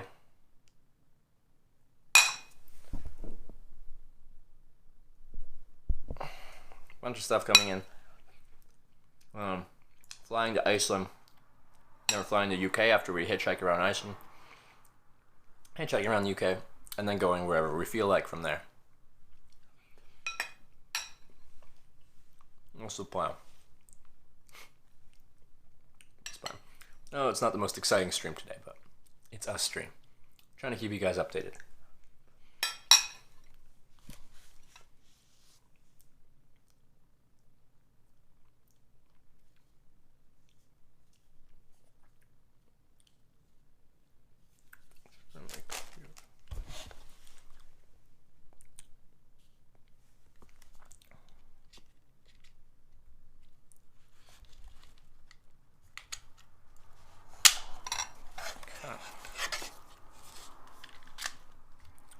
For the new main upgrades. Okay. New main upgrades. I use this at the tail end of this. On this is from NoRip. This is a micro bonder. I think it's also U-Bond. U-Bonder? Bonder? Anyway, micro bonder. So this, using a whole lot less power. This is just the battery. This is the whole unit here. This little thing right here. This will bond. Well, right now with the current setup, I can bond 4 networks together, but you can use a USB adapter thing and bond more than 4 of them, but at some point it'll become a power issue. But this will bond together multiple networks without the size and the power draw that a LiveU, TVU, or Teradek uses. Now it won't encode. It won't encode like a LiveU, Teradek, or TVU does, but you can bond multiple networks so you can have a more reliable stream with this, with a much lighter weight package. So that's part of that. The other main upgrades is, well, more internet plans. And then I just need stuff specifically for other countries, like an adapter. So I can use... Oh yeah, Baba. Gas, gas, for cash. Everything good is nasty. Or No one rides for free. And ain't nothing good unless you play with it. Yeah. and then from that to this with 2 other plugs, and then 3 USBs. This has 4 USBs built in, and I've got a thing with 6 USBs there, so I can charge a lot of batteries at once. U-Bonder is correct. Okay. AK Reaper, thank you so much for the 300 bits. Appreciate the bits. Can you show the front panel of the Nighthawk behind you? Oh yeah, Baba. Gas, gas, for cash. Everything good is nasty. No one rides for free. And ain't nothing good unless you play with it. Double tap the screen. Yeah. Things lagging.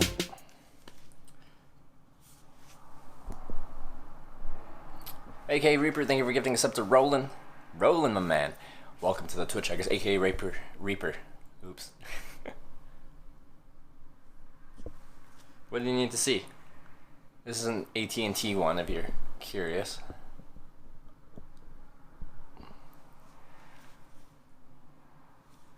Did you see it? I'm not sure if you saw it. The Nighthawks for US use, not Europe. Yeah, I have 4 modems on the way. They're coming here. So I know the bands don't work in Europe. I've been working on this.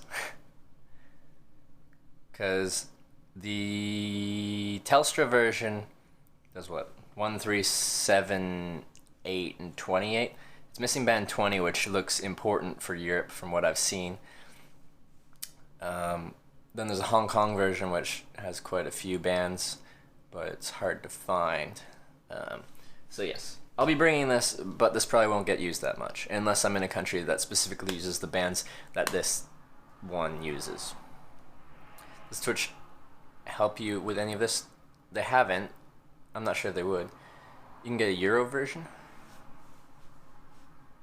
There is a Euro version. What bands does the Euro one support? Because I've been looking for it, and I can see an AT&T one. There's a Telstra one, so Australia. What's the Euro version? Can you whisper me a link to one? Because I'd love that. I saw it on Amazon UK, but it didn't show the bands that it supported, and it said EUS, and I assumed that was Europe US. I don't know. Let me find details. Okay, thank you.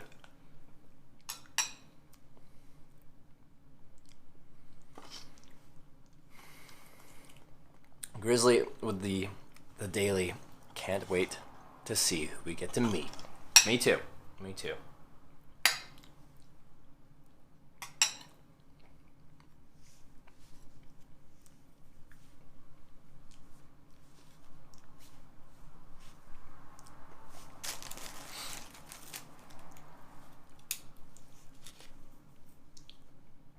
Yeah, I'm just not paying attention well, but I couldn't find like EU specific ones easily.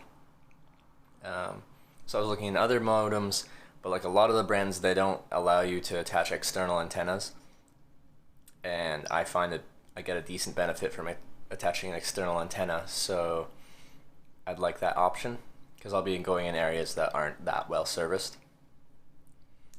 What are your thoughts on van dwelling and traveling around? Any ideas on how to make money on the road?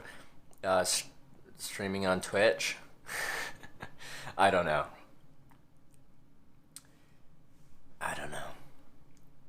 But thoughts on van dwelling and traveling around? I've never done that, so I honestly can't comment on that. Like, maybe that's something... I think where I'd struggle with van dwelling and traveling around would be I'd be comfortable in my van, and I wouldn't have the motivation to go out and meet people and that type of thing. Hitchhiking forces me to do that.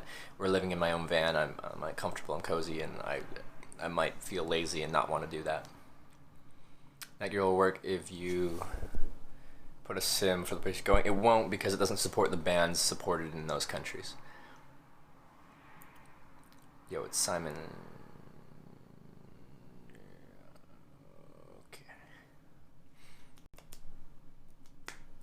I can't find that Vonder. If you go to norip.io, you should be able to find it. Jack Ripper TV. We also have a command for that.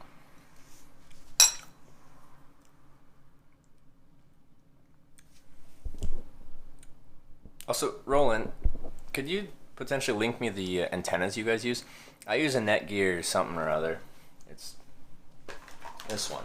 And I find this does work. But you guys were saying that you found one that works quite well, so I'd be curious to try that as well. Still using the phone as your camera for now, yeah. For now, yes. I do like the mobility of using a phone as an all-in-one kind of streaming device.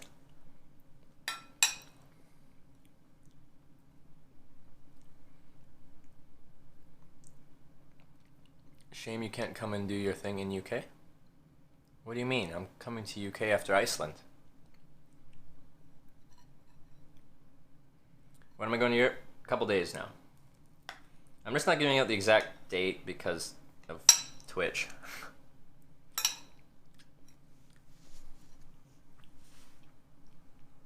Find a solution to your connection to the antenna?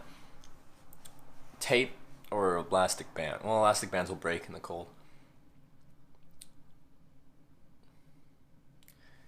Went through a ton of antennas to find good ones. Get them out of Australia. Can send you some. Appreciate that. Now, I'm about to leave on a trip. I don't know where you'd send it. I guess you could send it here and I could forward it to myself to Europe. But man, would that be a roundabout way. Australia to Canada to figure out where I am to Europe. You can't hitch in the UK though? You can, I already did it. In the UK, I've hitchhiked through Wales, England, Scotland, Orkney Islands, Shetland Islands. You absolutely can hitchhike in the UK.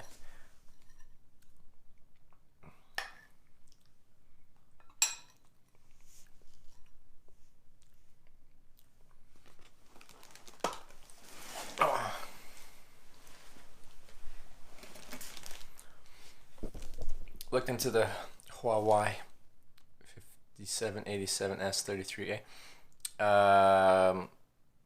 Most of the Huawei ones don't have a antenna, TS9 antenna connections, right? That was what was holding me back from a lot of Huawei ones. Now the 5788, or was it something like that? The most expensive one? That one was kind of nice because it like literally had it supported every single band in the world. It didn't, but like most bands in the world it covered. I think going someplace with a language barrier would make it difficult to hitchhike. Yeah, never done it. Russia had a language barrier. It didn't make it difficult to hitchhike, it made it difficult to connect with the people that picked you up. Hitchhiking was easy in Russia, but the language barrier was difficult, so I struggled to connect, like, on a personal level with these people. You can, but I'll keep an eye out for you. Man, I've already did it. It was fine. Everyone thinks their country is always the worst for hitchhiking. No one will pick up people in my country. Maybe you've done it here, but you haven't done it here. It's different here. No one will pick up hitchhikers here. They don't do it here. They don't pick up here. It works everywhere. TS9 to FME on Amazon? What's that? A more secure type of connection point?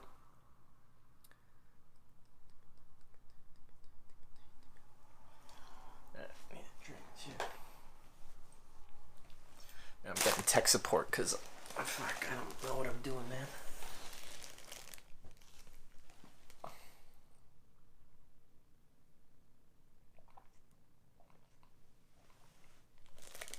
Well, the Google Translate will get good enough one day.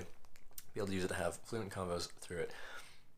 Yeah, I think that's well on its way, where you can have a real-time translated conversation through technology. It'll happen.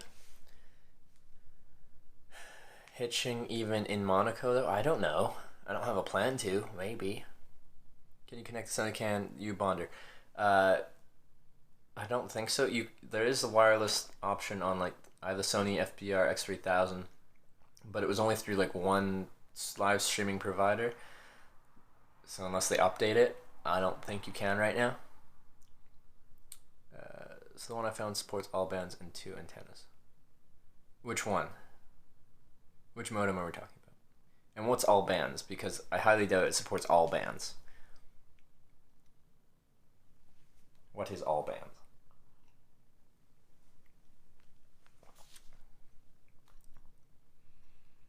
For Europe, I think I need 1378, 2028. Kind of minimum. I think that's it. I didn't mean that no one will. I thought it was illegal in the UK, but just it's not. Yeah, and that's another thing. A lot of people think it's illegal wherever they are in the world, but it's usually not illegal. What cam do you use? I use a OnePlus 6 cell phone right now.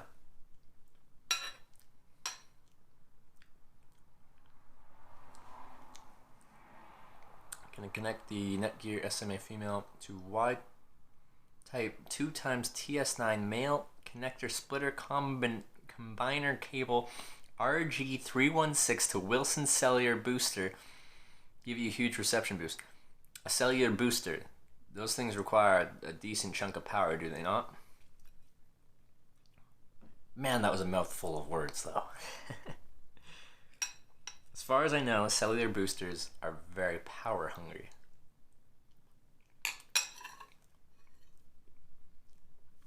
I'm only leaving a couple of days.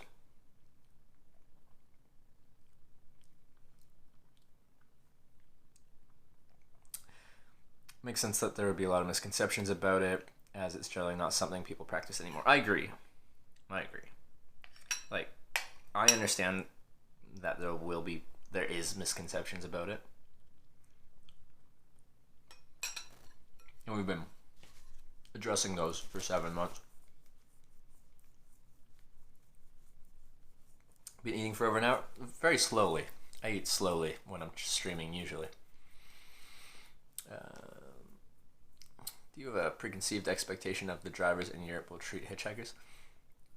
Do I have a preconceived expectation? Like, in that I've already done it, so I kind of know how it goes a little bit.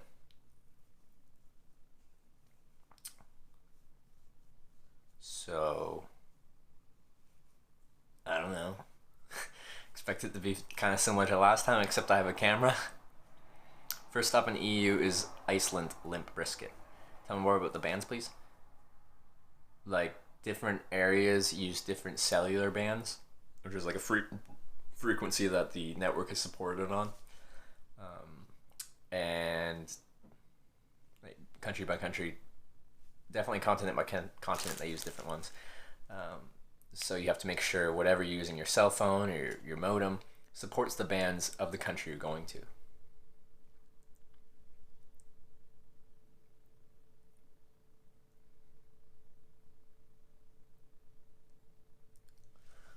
Alright, let me look at these things. People are sending me stuff.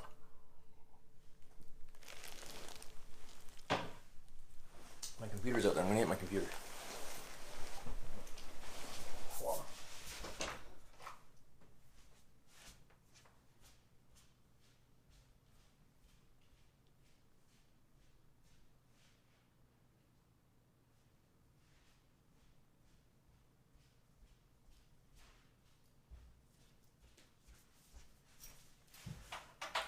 I'm gonna be annoyed if my mail doesn't come pretty quick, because then I'll have to burn 7,500 airplane miles or pay $250 for a 50-minute connecting flight, which just suck.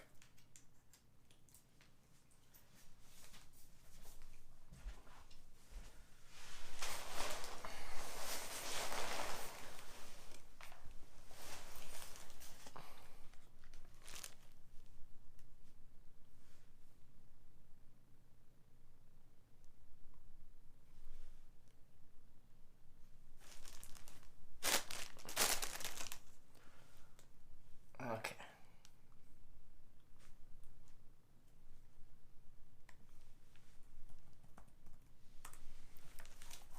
Oh god. Okay, let's not break anything.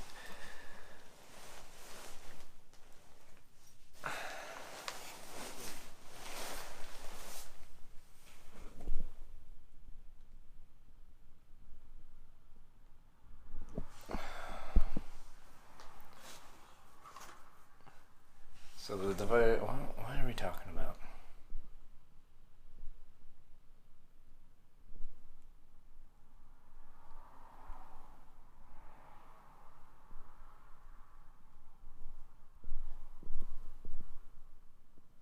Wait, but I don't think you understand exactly what we're saying here with the bands.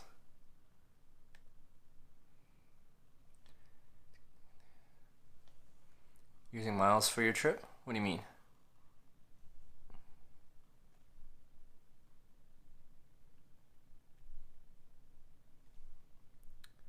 What do you mean?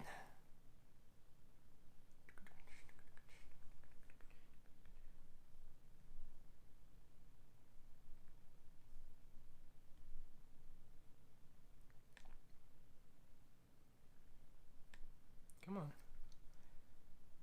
Come on, internet. Do the thing.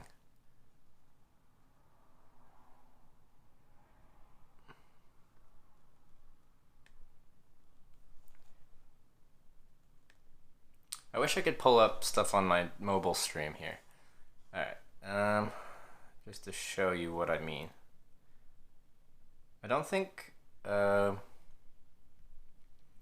these model of Huawei ones, Dark Crusader, have TS9 connections on them. Huawei makes some seemingly nice ones, but they don't have TS9 connections on it, as far as I know. I would just say 2 TS9 antenna connectors. Where are they? It says it. It's under the little flap thing. That one does. Is it under? I want to see them because I saw on one of them that they said they did, but another thing said they didn't. It wasn't this one. There's a different one though.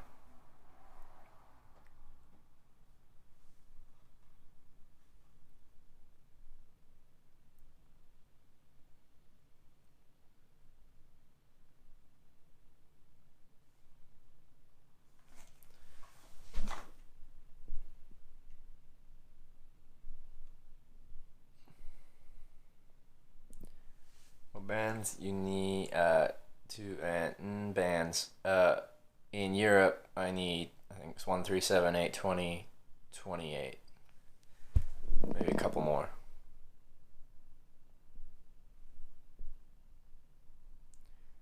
Still using the same NoRip server. You've upgraded. I'm still using the same NoRip server.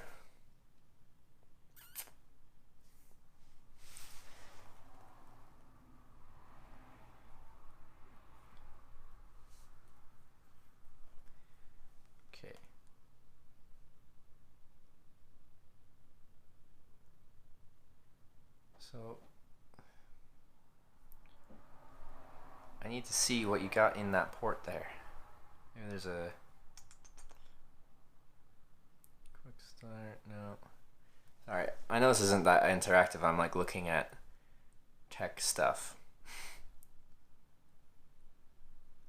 Oh yeah, Bubba. Gas, okay. Everything good is nasty.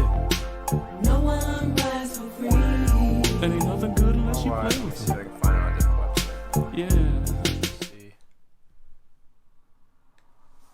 Control V. Drewby Ficus with the 7-month resub. Thank you very much, Drewby Ficus. Amazon.com, Amazon.ca.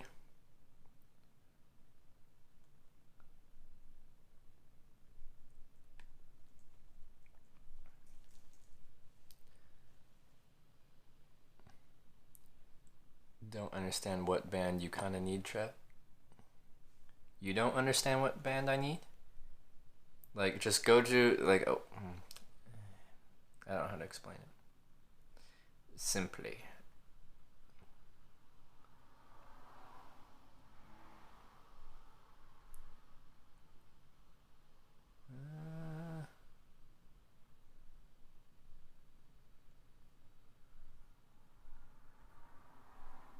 Show me what's in there. Show me what's in the port. Oh, it does. It does have TS9 connections. That's a good one then. Alright, I'm going to bookmark that.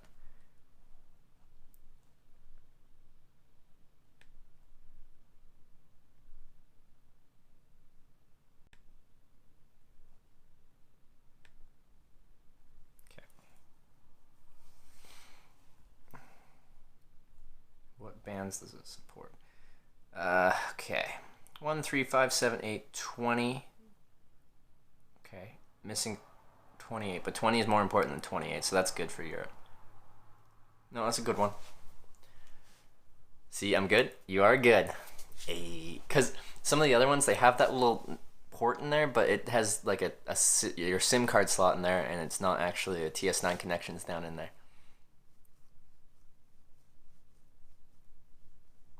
Modems unlocked for any network? They don't, though. They only have specific bands built into them. So the one I'm looking at supports 4G bands LTE FDD 1357820. If I'm in a country that has all their LTE on band 28, then this can't pick up that signal. Sure it's not 38? Band 38? What's band 30? Is that your room? This is a guest bedroom that I'm staying in. I don't actually really have a room. I have a tent.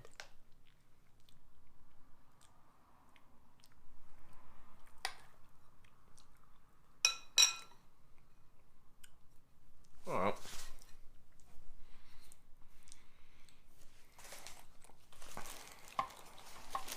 Sorry. VIP bedroom? Is it VIP? What makes this bedroom VIP? I don't think many people slept in here before because, well, it's just been renovated. You mean N bands? I don't think I mean N bands.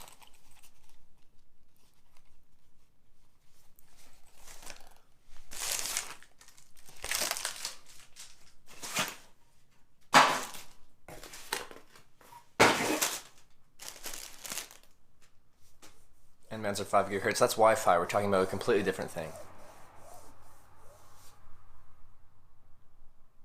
These take in these cellular frequency bands, and then they emit like potentially a 5 gigahertz Wi-Fi band or a 2 point whatever. We're talking about very different things.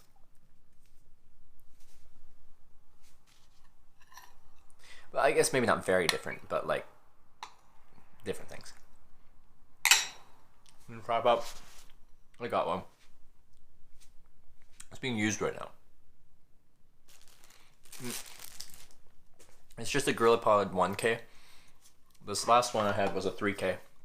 Seemed much burlier and much more durable, and it broke just as quickly as my last 1K did. So I just got a 1K because Well, the more expensive, burlier tripod didn't help at all. Curious if you ever hitchhiked in France, how are you going to communicate? I already hitchhiked in France, and it depended on the person whether I could communicate effectively.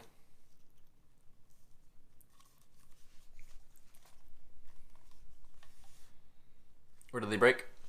So like each leg has like, you know, whatever 10 of these like ball and joint things, and they can bend like this all around, and they tend to like, it's like this on the cup side, and then it like cracks, and then it loosens, so then this then just like flops around.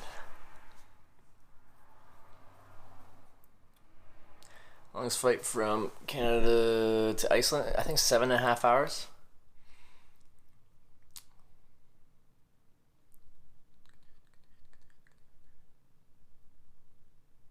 This might be a rude question, but I want to know how much one could do this per month. I don't know what you're asking, how much one could do what. I just don't understand the question. It doesn't sound like a rude question, but I don't understand the question.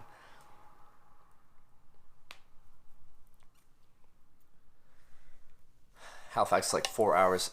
Yeah, that sounds right. Yeah, from BC it's a bit further. Canada's a large country.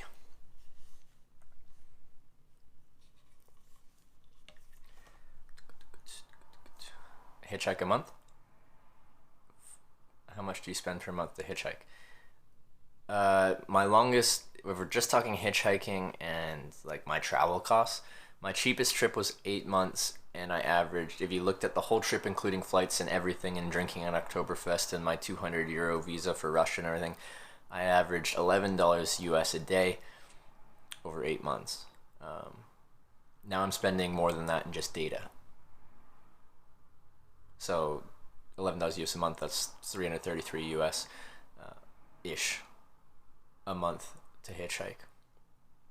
Use a cloud server, I use a cloud server. No rip. Norb.io. That's where I get my cloud server.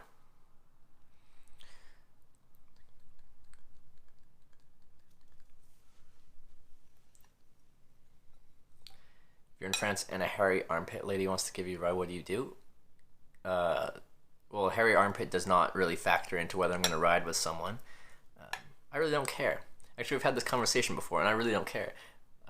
One time I saw a girl who didn't shave anything, and I really didn't mind it. In fact, I kind of liked the variety. It's not the same. Everyone's the same. Everyone gets rid of all their hair everywhere. And I'm like, this is good.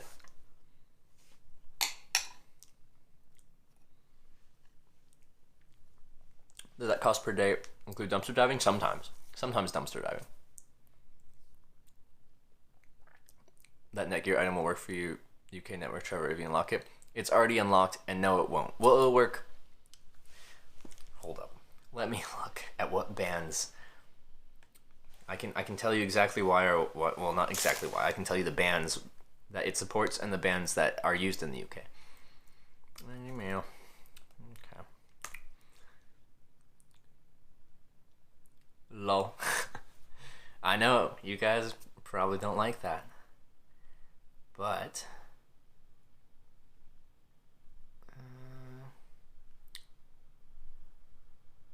I really don't care. So you videos on set up on YouTube for Ubonder.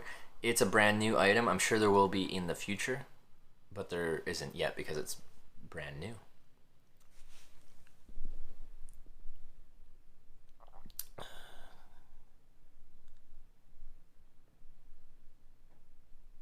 Don't care if a person has full-length nostril hair and it's dirty. I actually haven't seen anyone with long nostril hair.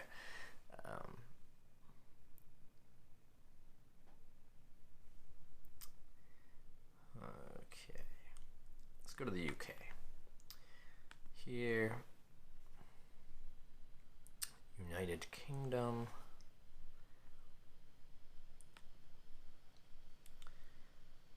Okay. So, frequencies, they use band 137, 20, and 40 for 4G LTE. And my Netgear supports band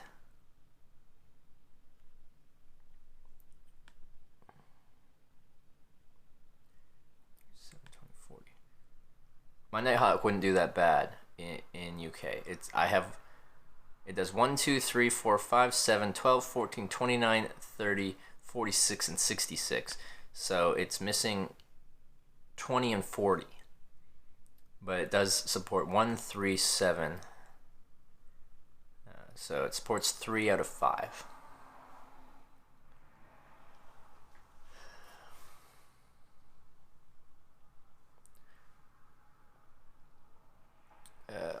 Only country that in Europe that uses band 20 is France, but they also do 8 and 7. Okay, well, that's not too bad. Europe for Christmas? Yeah, I will be.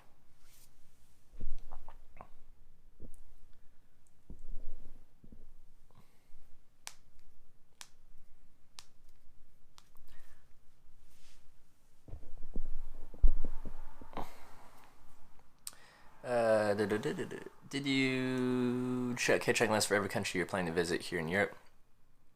I haven't checked them again.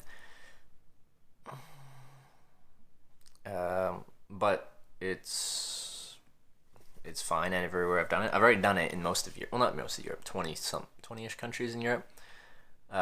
Most of the laws that you'll see for most places aren't actually like a country or a whole area ban. It's a highway ban. So people are like, you can't hitchhike in California. You can, you just can't hitchhike on interstates in California. You can't hitchhike in whatever country, Texas. No, actually you can hitchhike on an interstate in Texas. That's a bad example. It's usually closed off highways that are closed off to pedestrians. It's not even a hitchhiking thing. It's being a pedestrian on a closed off highway. Robot Coffee Chef. Thanks for the raid and welcome to Hitch. Appreciate the raid. I think I missed a sub 30 minutes ago. Eth284. Is it Ethereum? Eth284. Thank you for subscribing 30 minutes ago. I hope you're still here, but I think I missed that 30 minutes ago. Sorry. Did you ever feel scared hitchhiking the very first time I ever hitchhiked? Yes. The second time, yes. The third time, yes. Fourth time, yes. 7th, yes. 10th, a little bit. 20th, not really. 100th, no. 1000th, absolutely not. You get used to what you do.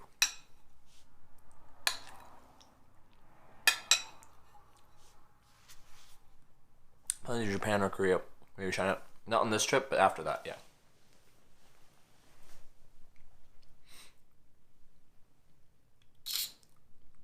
Okay. So, yeah, it's 1, 3, 7, 8, and 20 that I need. Plan on visiting Belgium? Probably, but I don't have like a plan. Pick up pictures like 3 times and every time scared, but all were good experiences. Like the fact that you were picking up a hitchhiker scared you, or was it like the people themselves? Like you picked them up and there was something about them that was scary.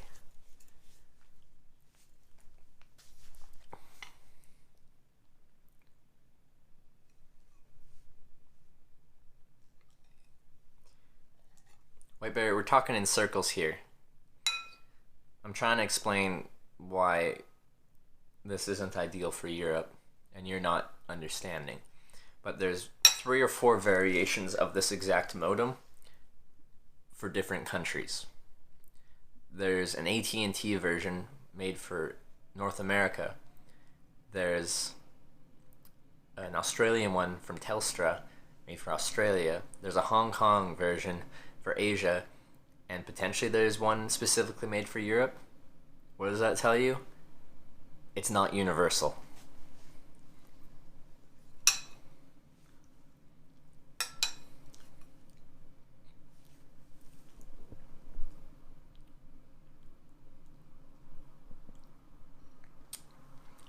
Hey at Hitch, remember me? Sammy? Yes, I think you tried to get me to say your name. None of them seem scared. Just the idea of stranger getting your cars. Oh, I understand. Yes, unlock it. That's not how it works.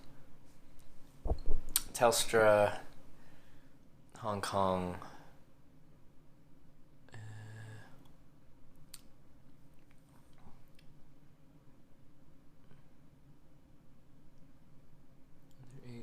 28, AT&T, Hong Kong, 13820. Yeah. So Hong Kong for Europe would be the best. It misses 7. I think 7's used in Europe. But that's 20. See, none of the Nighthawks are like really like made like really good. Like 20 is an important band for Europe as far as I know. So you'd want 20, and don't remember how important 7 was.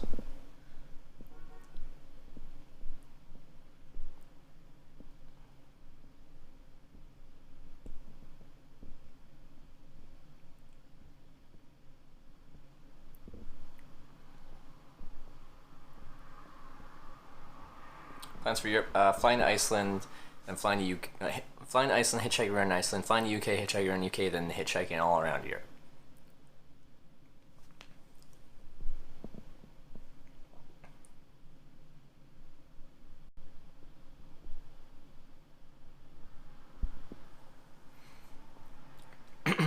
All right, you said you sent me something. I will potentially check out the something that you sent.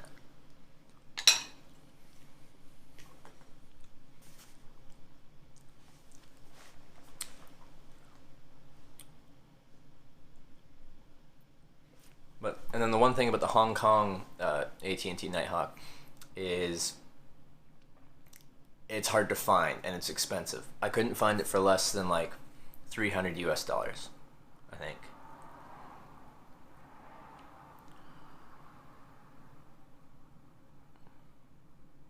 What you mean, find Iceland? Did I say find Iceland? I'm flying to Iceland. Ever been seduced by someone? I've had people come on to me, yes.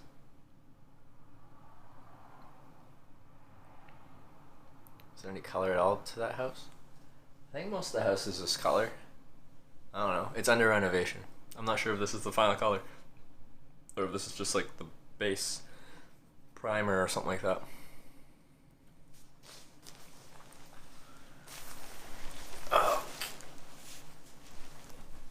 As a woman, I'd be scared to hitchhike. Probably lots of brave females do it, but personally, I'd be really scared. I know you're really brave by doing it. Yeah, I don't think it's as dangerous as people make it out to be, but yeah, I understand. Like, there's an extra stigma behind doing it as a female, and potentially an extra risk.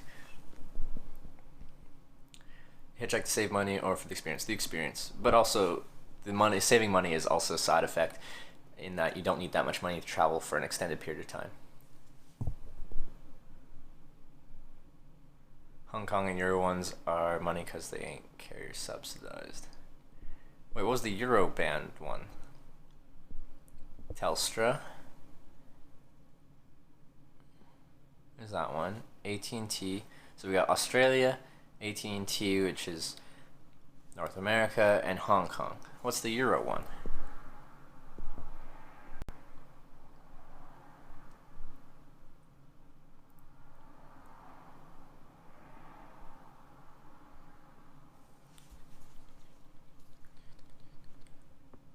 It would be amazing to be able to do it in safety, though. Well, the thing is, like, I don't want to live my life the safest way possible. I want to take chances. I want to experience things. I want to take some risks, manage risks, and I think hitchhiking can be a managed risk. Like, just don't go crazy buck wild, like, but like, I don't want to live a sheltered life. I want to explore.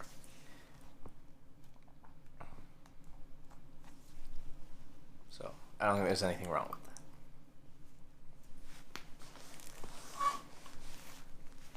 that. The one thing is, we all end up dying anyway, so you might as well live a full life in the process. And full to you might be different than full to me.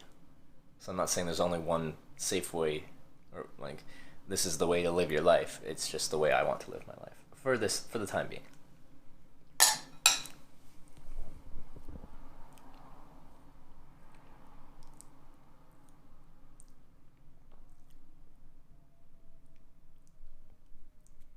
Hitchhiking in the EU is much different than the US. US it's unsafe. EU it's normal and common. I picked up a few hitchhiking women in Iceland. Last time I was there, felt bad for them. They were in the middle of nowhere in a storm.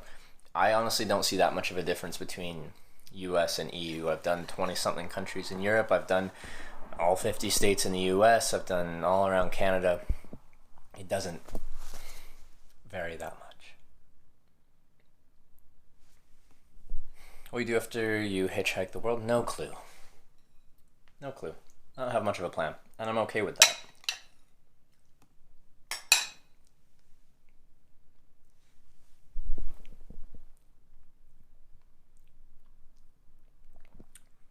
Talking as a woman, you know, being able to hitchhike without the risk of something bad happening.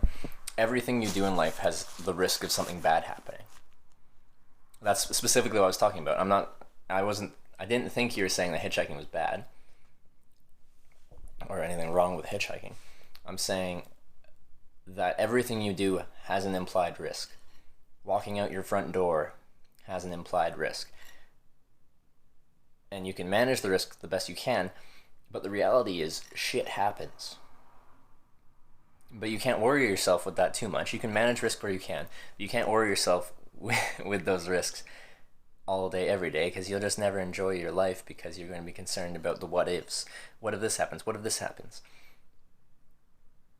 You gotta live. And yes, something could happen. But something could happen driving into the city for work at your safe office job. You could live a safe life and, well, if you live a safe life, you'll still end up dead.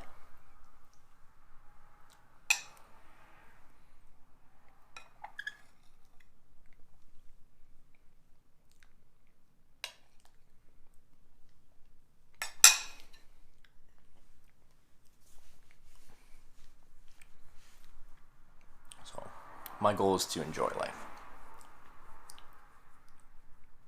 And I think the only thing, like when I'm old, I think the only thing I'll regret would be, like if you look back, you're never going to regret, be like, man, I wish I didn't do that. Unless you like murdered someone or something crazy like that. And then I could see there being a regret like that. But unless you do anything horribly unjust, you're not going to regret being like, man, I wish I didn't do that thing. It's going to be, if anything, it's going to be, I wish I didn't do this. I wish I didn't take this chance. I wish when this happened, I didn't say yes and do that.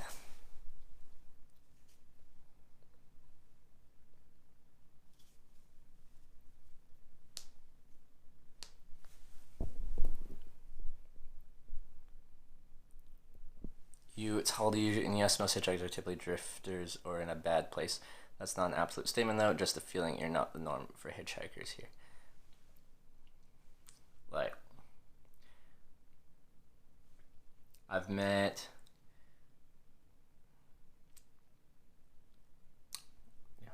I don't know, I don't meet that many hitchhikers in general.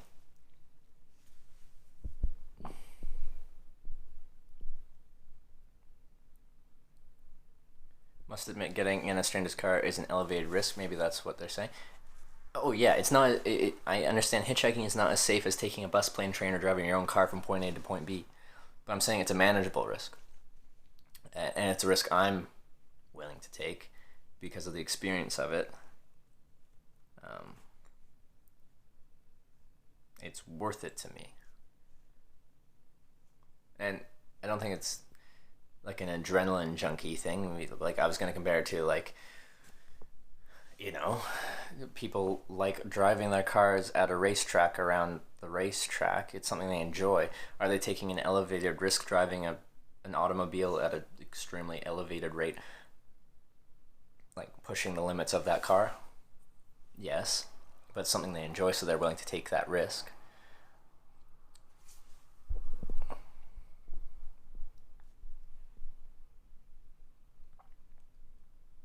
Why morbid make me depressed? I don't know. I'm just talking about my mentality on it.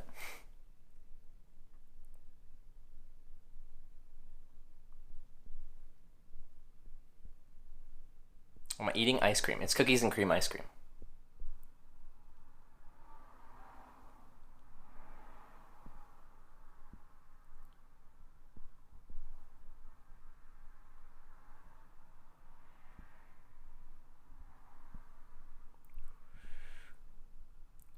Europe's gonna be expensive? Probably.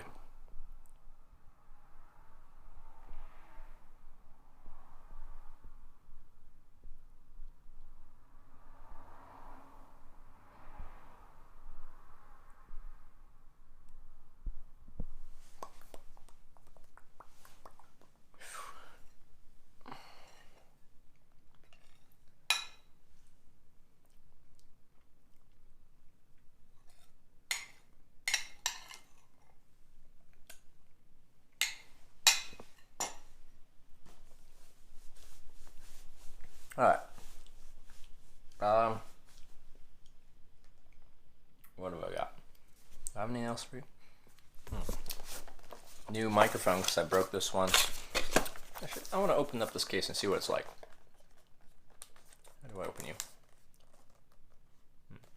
Do not ship if seal is broken. Okay.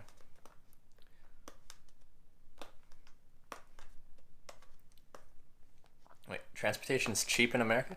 Isn't transportation cheaper in Europe? As far as I know, public transportation is much better in Europe than it is in America. Things are much more spread out in the United States, though.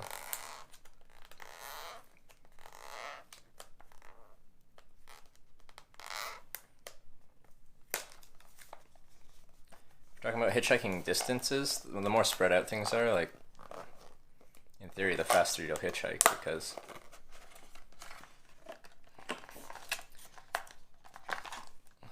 when people are driving past you and you're in the middle of nowhere,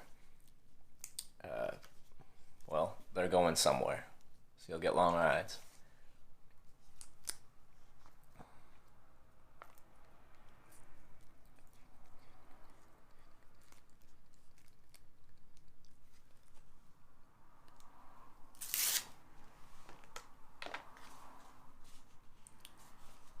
No, I only got a case because I don't know if it probably won't integrate with my lens very well. I got a case, so this one is supposed to be rubberized. It feels more plasticky than rubberized, but I'm like, this might help insulate the phone. We're gonna have temperature problems as far as running technology. Do I ever take public transport whilst hitchhiking? If I'm in a city and I want to get to the outskirts of a city so I can effectively hitchhike, because you can't usually effectively hitchhike from the middle of a city, I'll take a city bus. And hitchhike a boat to Europe? I will not be. I will be flying to Europe. Hi, Rachel. Oh.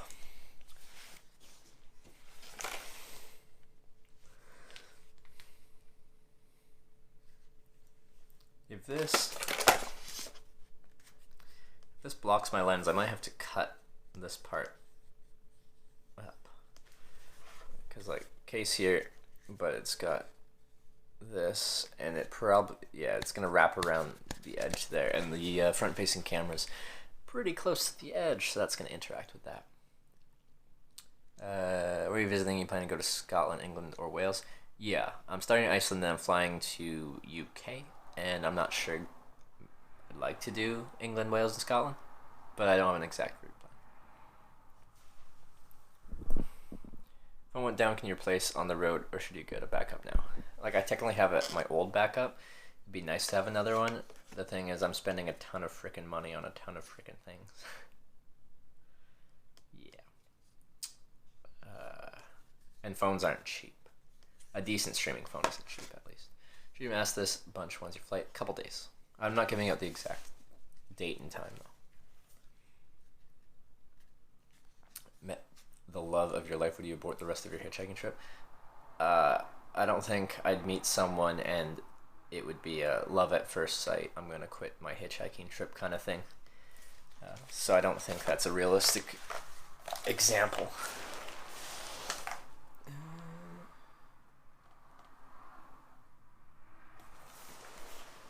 A realistic question.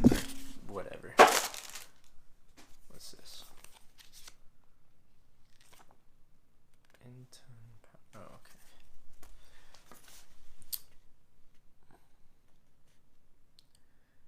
okay. I don't like it, but I think you should put donut goals on the overlay. I don't know what to say for them. Be like $2,000 because that's how much I'm spending on equipment.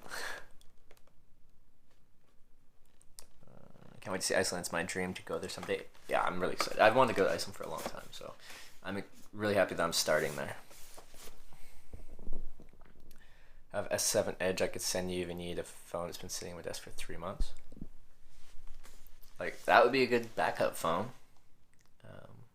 If you don't want it,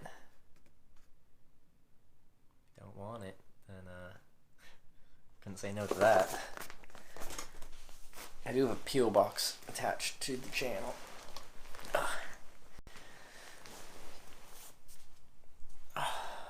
Rip? Did the stream rip?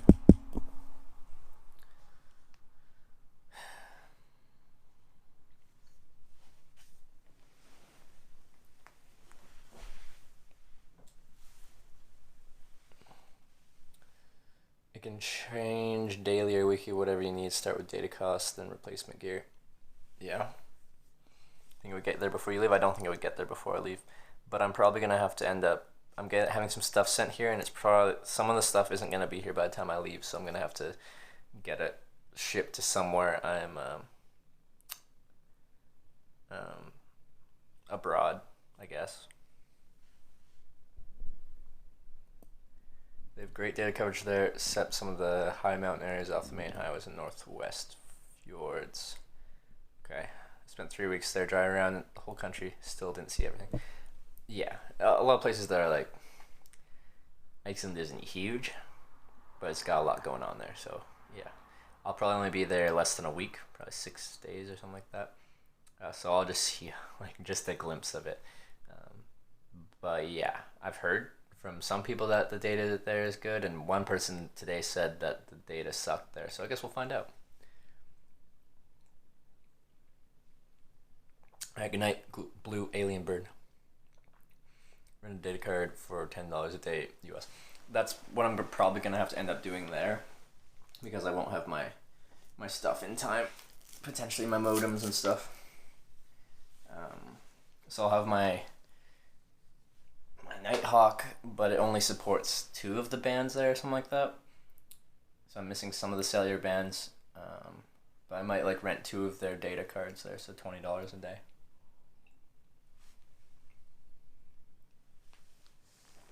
So we'll see.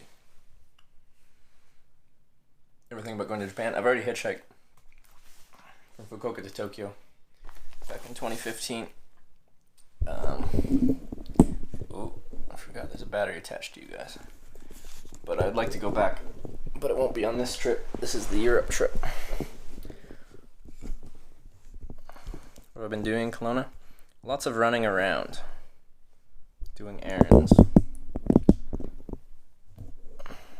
I streamed 1 day. 2 days? No. I went out 1 day, climbed a mountain, and showed Kelowna. When am I leaving for Europe? A couple days. I'm not giving out the exact day.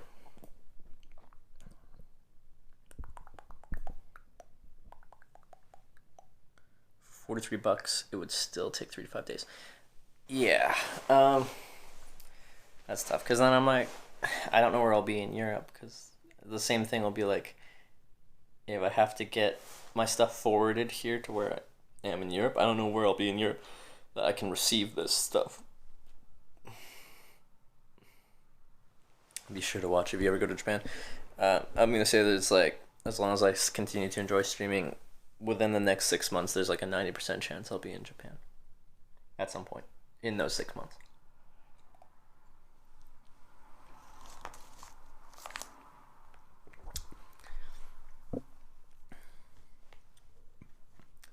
You'll have it going during the beginning of the cold season though. From Canada, I'll be okay. I have decent equipment.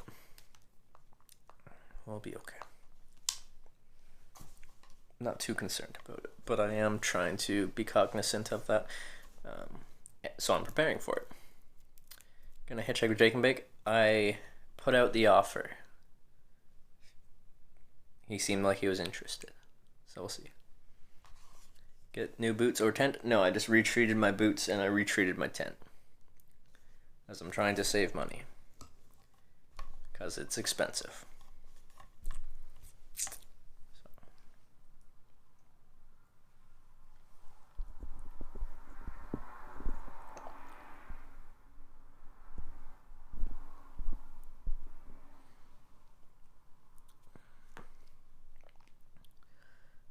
Ice and Trower worked great. Unlimited, they use... Yeah, I looked at them. Yeah, so I'll probably be using that.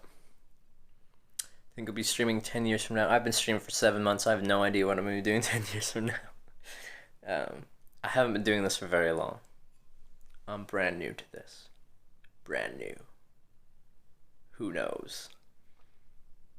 I think I got an interesting thing going. Being the hitchhiking live streamer. But I can't hitchhike full-time forever. I'm gonna burn out. So right now I'm loving it, but I don't know what I'll do long term. Don't know what I'll do long term.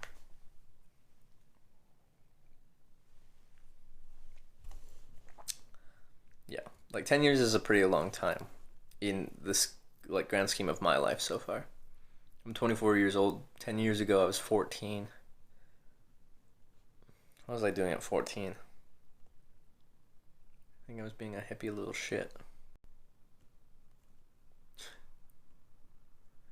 That's when I started smoking weed. Don't start doing that at 14, by the way.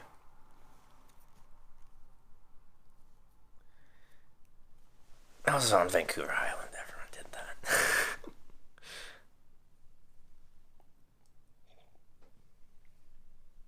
Who would win a fight, you or 5 mini-yous? How many are we talking, Roland? How many? Because if they're like mini, like you mean like Austin Powers size mini, like the mini me type mini me's, or like how many? And are they like freaking like Barbie doll size me's? 14-year-old Travis, I can picture it. Oh boy.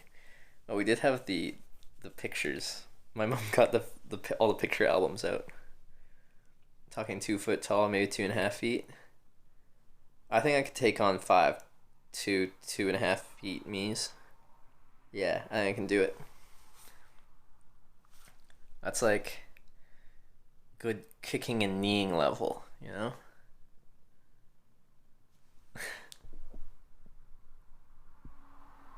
Did you ever meet Stephen Payne, aka Marijuana Man? He was streaming on Justin TV back in the day? I don't think so, no. 7 months, while it's fast to get to where you're at. There are people on Twitch that have been doing it for years. They're not even partner. Oh, I'm aware. My channel's grown very quickly, and I'm pretty thankful for that. And I'm guessing partly attributed to having a monopoly on the whole hitchhiking live streaming thing. No one else doing it. So, if you don't like how I do it, feel free to go to the competition.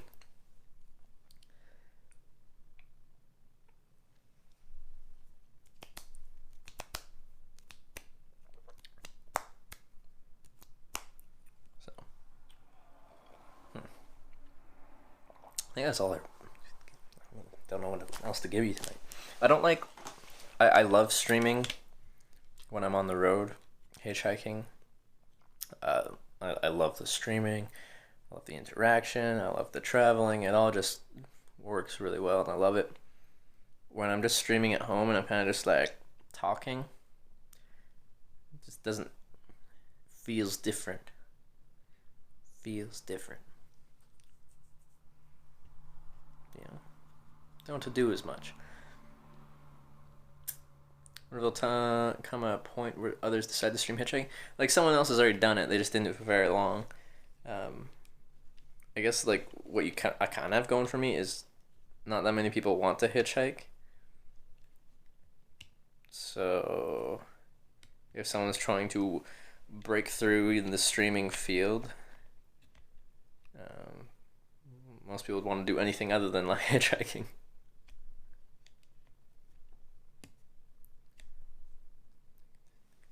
Banned from Monopoly. I guess the difference would be it's not a forced monopoly. Anyone can do it, and in fact it's quite easy to do on a basic level, streaming with your phone. There's no one wants to do it.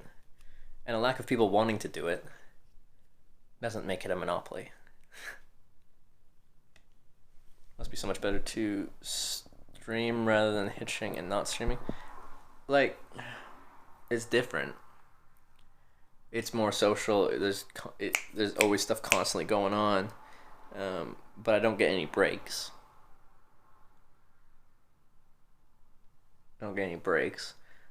So I am on camera, live from when I'm in my tent in the morning, waking up, to when I'm about to go set up my tent in the evening. So you don't really get a rest until you're sleeping, until you're going to go sleep. That can be kind of mentally tiring, but I still love it. It's a different type of experience.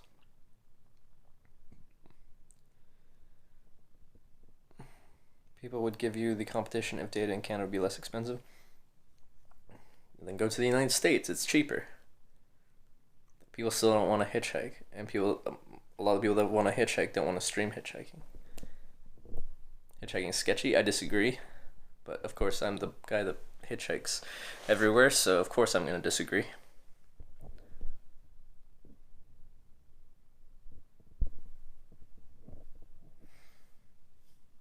Must get tired physically from walking a lot and mentally not from having a break. I don't think it's even like that physically tired, because like my physical exertion isn't like crazy. There's plenty of people that work a lot harder physically, even on a streaming front. But mentally I do get tired. Yeah. Also like how you interact with us. It's not only about hitchhiking. Yeah, and I think that's one of the big things about a live stream. Is it's live and it's interactive. And I think that's one of the things that I struggle with. When the stream gets larger and the chat gets faster, you lose a lot of the interaction. So the dynamics change a little bit. That's growing pains. Is something you have to address when and if it gets there. And I don't interact with chat when like a car picks me up. I make the person that picked me up the focus. I don't interact with chat. You guys are just along for the ride at that point. Sometimes chat kind of comes back in if the person seems really interested in what we got going on with the stream, but I'm gonna say majority of rides you guys don't get brought in that much. I'd like to work on my interviewing skills and kind of like just get better at kind of delving into that person's mind, so we'll get a better feel for that individual. I think I do a decent job sometimes and poor job other times. Yeah.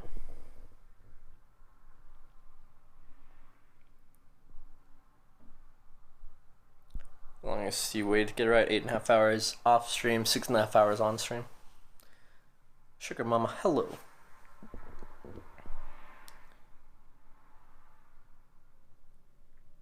Trying to come up with an idea to stream, but you have some charisma to begin with, which you have.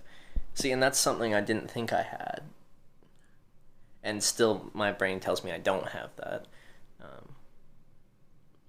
I grew up a very quiet person. And the last thing I ever thought I'd be is like, just core when you're a live streamer, you're an entertainer. That's the last thing I ever thought I'd do. So this is strange for me that I'm, in theory, entertaining people as a profession. Like, this is a job that sustains me. It's my profession at this point in my life. I doubt I'll do it forever, but it's my profession for the time being. So, it's not my personality type.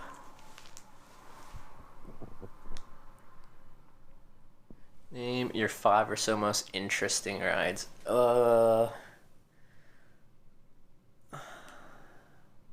Most interesting rides. Prospect Nitrous Pam RV ride. I'm just gonna name stream rides because that is something you guys can reference. Joseph and River Vampires.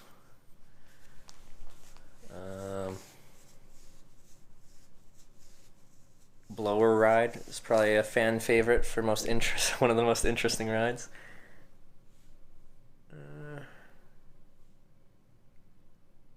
Relic the Clown ride from Houston to Louisiana.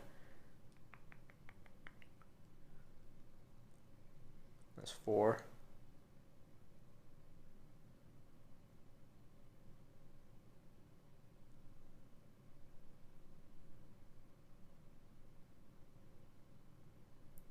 I thought that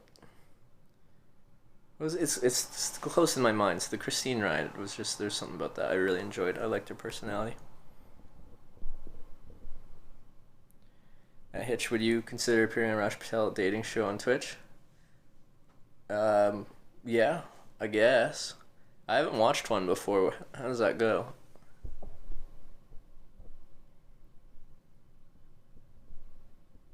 Sugar Mama, I'm doing great.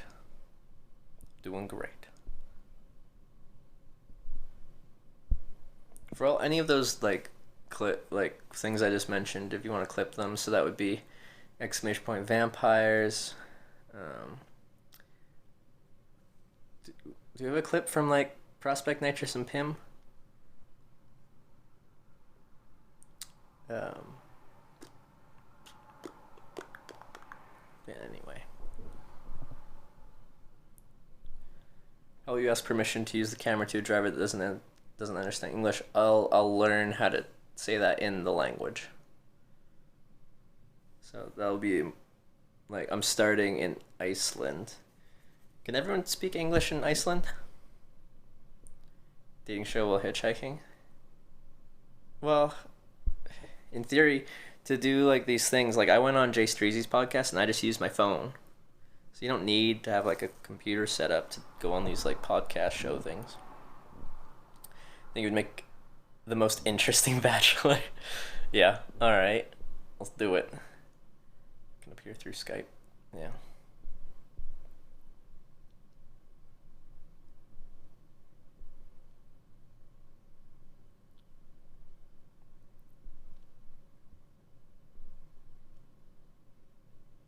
So I think it's more of 4 girls saying if they would Oh yeah, or boss. would go on a date with me. Everything good is nasty. No one rides for free. And ain't nothing good unless you play with it. I'll just, Yeah. act like weird hitchhiker me. Last podcast I went on, I was just oiling my boot half the time. Also, my setup was pretty bad, so people couldn't really hear me. If other people were talking, my speakers wouldn't take my audio and put it out. So anyway, I didn't talk that much. Victorious One, thanks for the 2-month resub. Appreciate the 2 months of continued support. Thank you, thank you.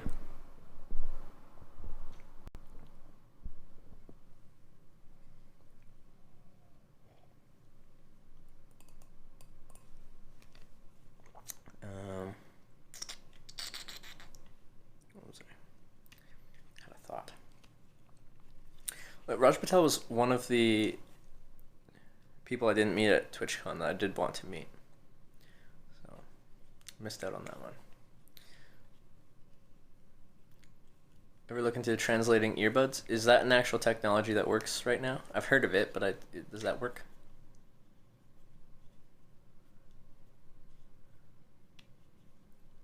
And banana costume and music. Epic. Yeah.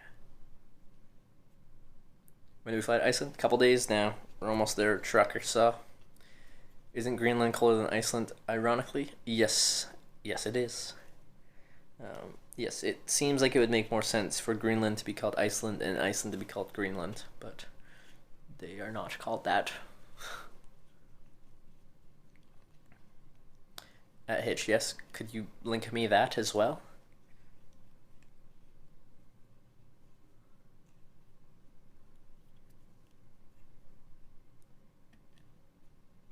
what are you taking to Europe with me? What I usually take hitchhiking plus a little bit of warmer equipment. And potentially a few more cellular modems and potentially a few more batteries. Soon time for me to start missing streams feels bad, man. What do you mean? Because it's the time barrier or time zones or what? Gonna have to hire me as your tech consultant. Yeah, pretty much. Because I honestly don't know what I'm doing. Sometimes I do a decent job, other times I do absolutely nothing. Products. That'd be interesting. I did have a thought that since we always have internet, we could have like Discord chat opening and having like a designated translator from that country in Discord chat, and you have like 2 headphones going and you can both talk to them, and we talk through a third party, which is our Discord translator. Did I lose connection for a moment? Yes, the time change. My sleep schedule's weird though, so I might catch them. Alright. I'm sorry that, the trip will not be the best. Time zone wise for some people. It'll be better for other people, but for some of my regular viewers, it's probably not going to be the best, which I apologize for, but pretty good. I'm a data engineer by profession, but I know a lot of this shit for some weird reason. It's a good thing to know.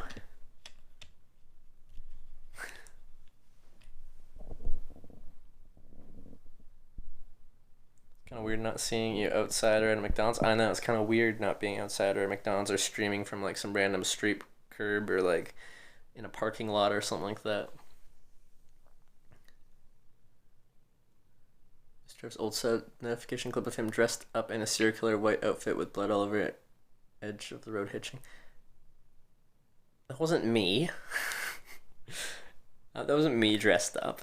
That was a clip from something else.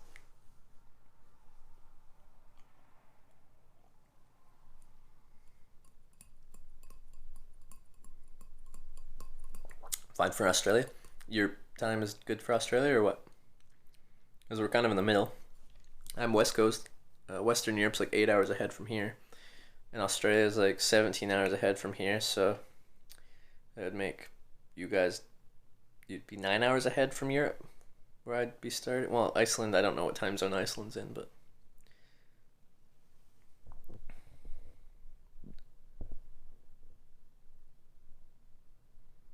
so that one you mixed with the Tim Hortons today and thought of you.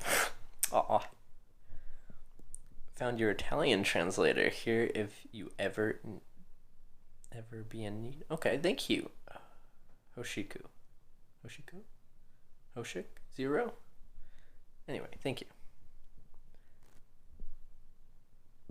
It supports English, French, Italian, Portuguese, Spanish, German, Russian, Arabic, Wow. That's pretty good. I'm curious to see how well that would work. But it's nice to be at home for a little bit though, relax and sleep in an actual bed. It is nice, but I don't like getting too comfortable because then it becomes more difficult for me to become uncomfortable again. Transitioning. It's easy to transition back into comfort. It's more difficult to transition back into discomfort. How come there's a hole in your mom's living room floor? That would be where a staircase is, but it doesn't have a railing, so you cover it up so you don't fall in. Right now there's plywood over top of it. It's only open when people are actively using that staircase. It's 4:28 a.m. in Iceland right now. Okay, so it's 8 hours ahead? Is Western Europe 9 hours ahead then? Did they do different times or daylight saving time? We're heading out to Europe, a couple days. Very soon. I'm not giving out the exact date and time and everything. For reasons. If you're in UK at the minute, it's also 4:29. You guys are in the same time zone? Or is it just the daylight savings times difference or something like that? I would assume Iceland would have been in a different time zone. When I imagine it, it's right, like, it almost seems like it's smack dab in the middle of the Atlantic. The North Atlantic. I have to look at a map now. Where did I put my phone?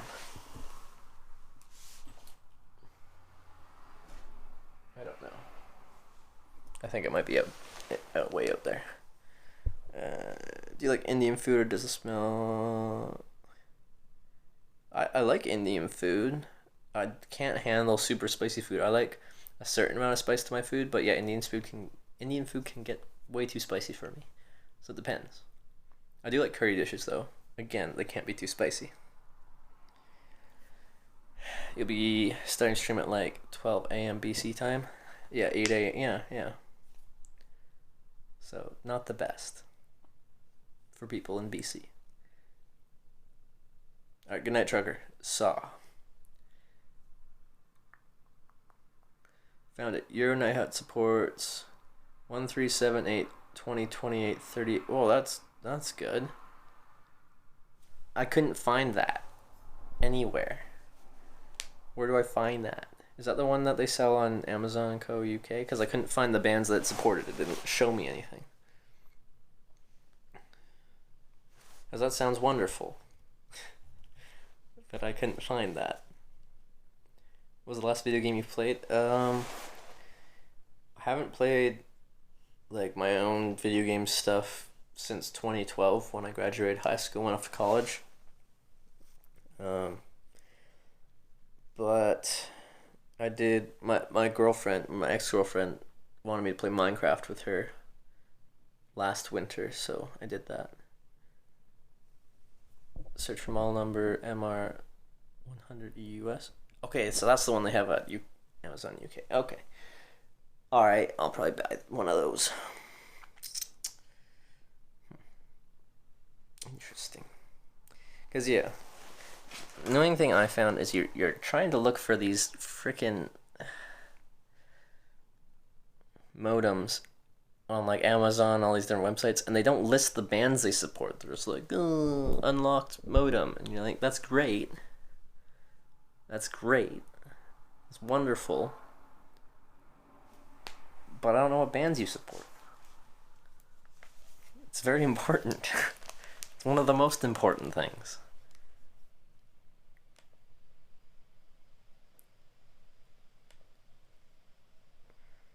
Let me see. Audrey.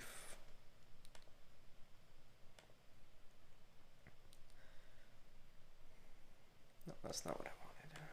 I wanted this.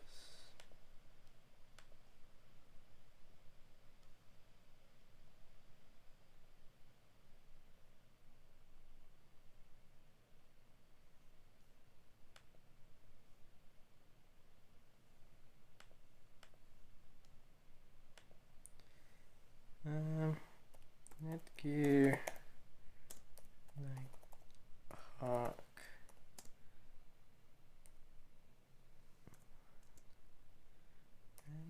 MR 1100 EUs.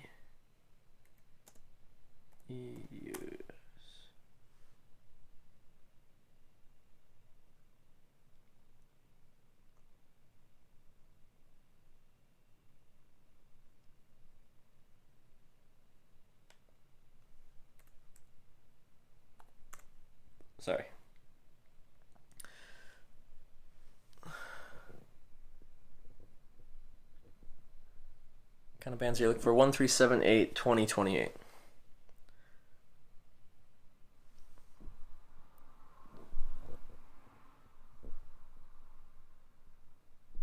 It can be harder without a laptop while streaming your journey. Well, like my average stream, I've only streamed off of a laptop once. So I don't need the laptop for streaming, but like, say when my phone broke and I was like flashing new OSs onto my phone to try and get it to work, I couldn't do that if I didn't have a laptop.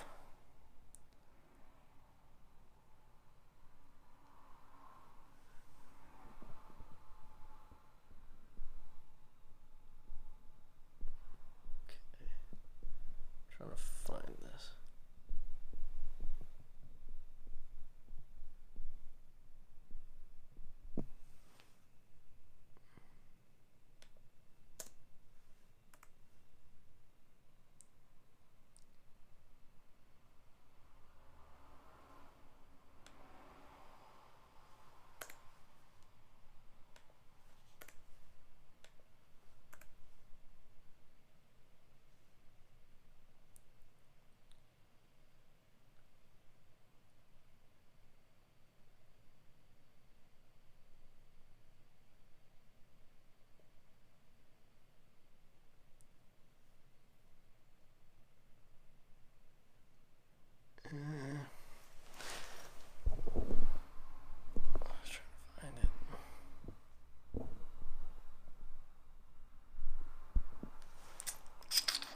Sorry, I know I'm not being when I'm doing stuff on my laptop. No, I'm not being very interactive. Oops, that's not what I meant to do.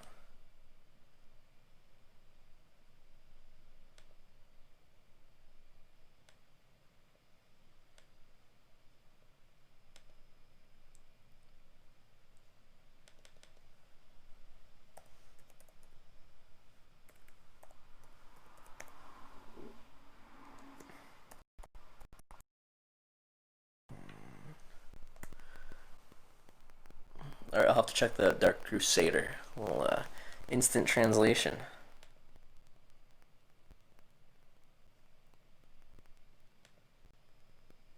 Does that make sense?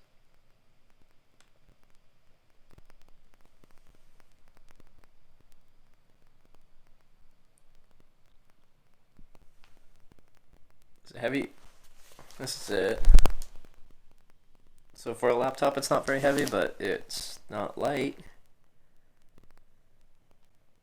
Okay. No, I don't want that. Ugh.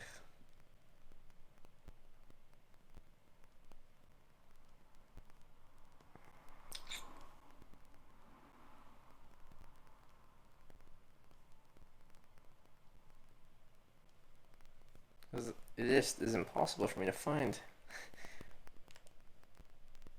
User manual. Oh, that doesn't help. User manual.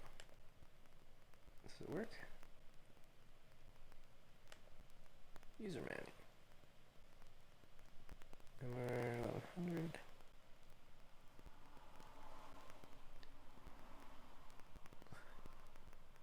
Hair looks awesome the way it is, dude. Out of sync. Can is anyone here? Do we have mods here? I don't know if we do. I can do it.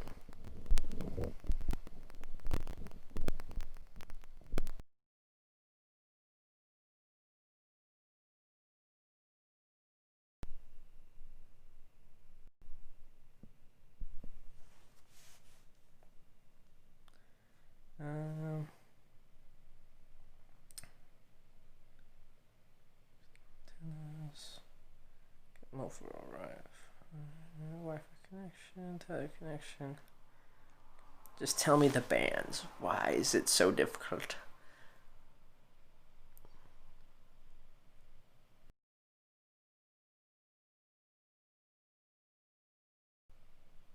Yeah, I think eventually we'll get to a point where it will fix itself. Oh, why does my connection suck?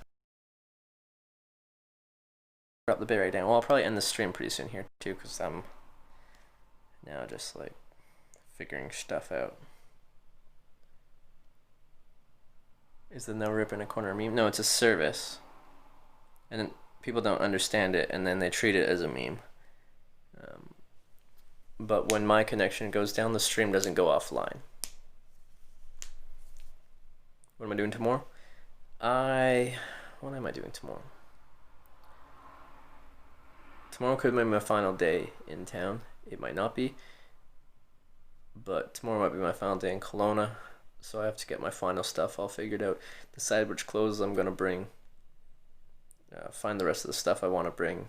Any last minute things I have to buy. Get those. Potentially get a haircut. If I decide to get a haircut.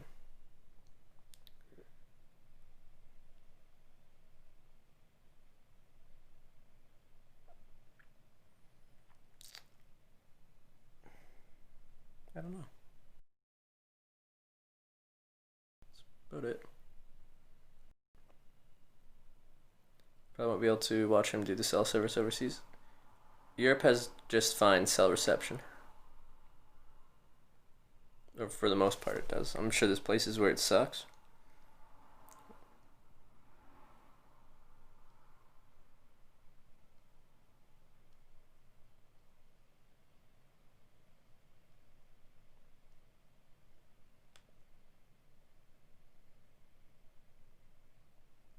One, 2, 3, 4, 5, 7, 12. Oh, that's the I guess it could be because I got it has a for the Netgear Nighthawk M1 MR 1100 US. Amazon UK, they have that model, but the RF bands that it says it supports are the ones from the US one. 1, 2, 3, 4, 5, 7, 12, 29, 30, 66. Where I need the EUS one, which in theory is 1, 2, 3, 7, 8, 20, 28.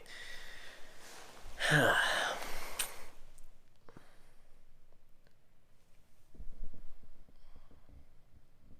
I've been pulling before Christmas time. This is the season of their big public rave parties. Sounds good. I've never been much of a rave person myself, but sounds good.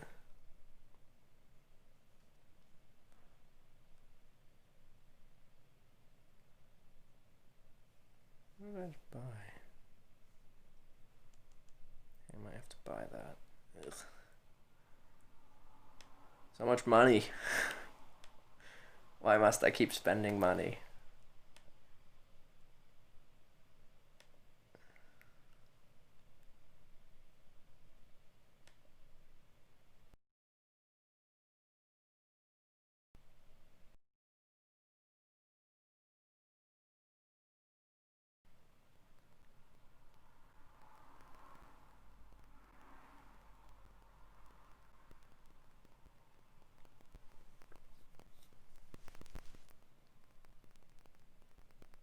Already getting some connection stuff. We might be. Dang. Oops, that's not what I want. Okay, maybe this is what I want.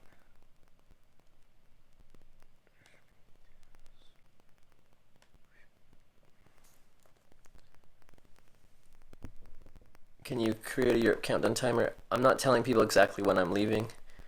Oh, fucking Christ. Because of how things happened with another streamer and flying.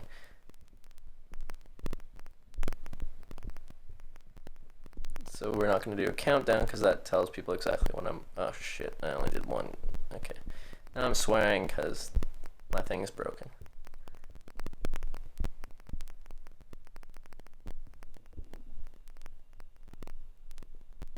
Oops.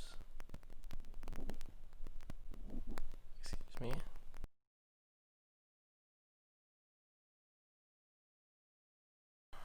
So.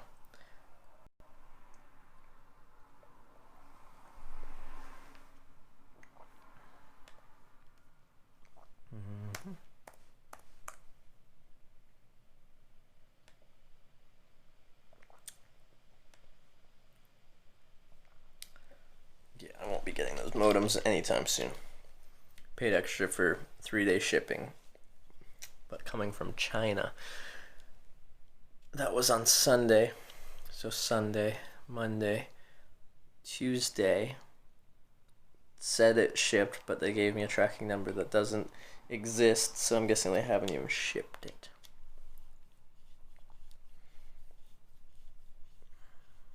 Yeah. Go rent a small apartment in Europe to make your home base, then travel for a few weeks before coming back. Rent is cheap there. I guess maybe. Do you need much to rent an apartment in Europe?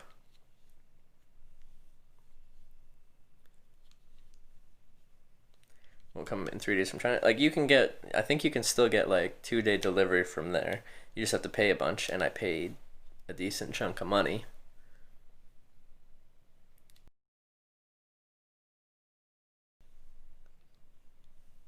You can send stuff international pretty quickly. You're kind of limited to the sorting time and then how long it takes for an airliner to cross the ocean and then sorting to get to the next place from there. So this kind of stuff weeks later. It depends what type of shipping you use. So video on how 1-day shipping works. It's very interesting. Yeah, logistics is interesting to me. 1 bedroom, 1 bath efficiency above a storefront, maybe 600 a month. If that, I can't afford an extra 600 a month on top of the money I'm paying to do this. Just data costs are going to be in my mind, kind of outrageous. Like, there's about a 0% chance I'm gonna make any money on this trip. Not that my goal is to make money. I guess my goal would be to break even, to not lose money. But the overarching goal is to show people what hitchhiking's like, and to hitchhike myself, enjoy it myself, and have it, and show you guys what it's like. But oh, my costs are outrageous. Is camping a thing in Europe? Of course it is. Camping's a thing everywhere, is it not? Is it maybe in some metropolis cities?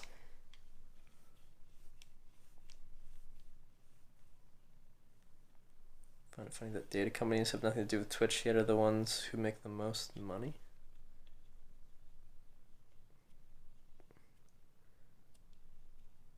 Yeah, I understand. Like, I'm paying a lot of money to data companies, but Twitch makes a decent amount of money off of live streamers' channels. Their costs of operating Twitch are also quite high as well. I've been to their offices. It's there's a lot involved in running Twitch.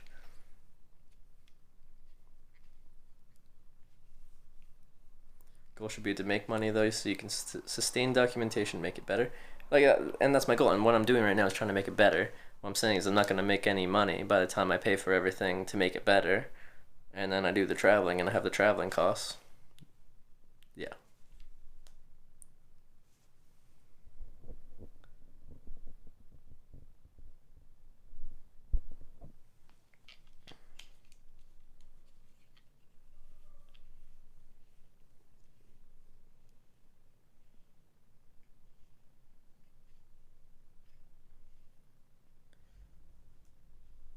Like Verizon, Sprint, AT&T, they have nothing to do with Twitch, yet they make more money than streamers generally. Well, of course, Verizon and Intel is gonna make more money than streamers. You know, about like their data plan. A lot of people just stream off of the regular cellular data plan, like what they use anyway, like T-Mobile or something like that, because they only deprioritize data after 40 gigabytes or something like that. So on your regular $40 to $60 cellular plan, you can stream pretty much as much as you want to, as long as T-Mobile is sufficient in your area. Yeah, they're pretty separate from the two, and most people, like Twitch predominantly are not using mobile operators. They're using landline, like they're using home internet. How long this excursion be? Probably 2.5 months.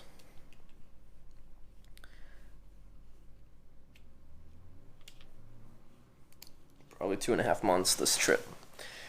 Oh, 30 beers. How's it going, man?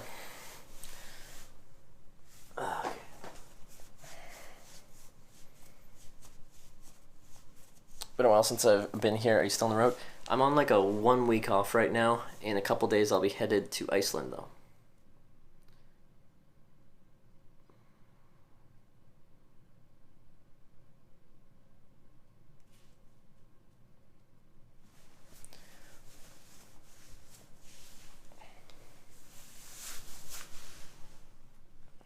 What bit me? Something bit me.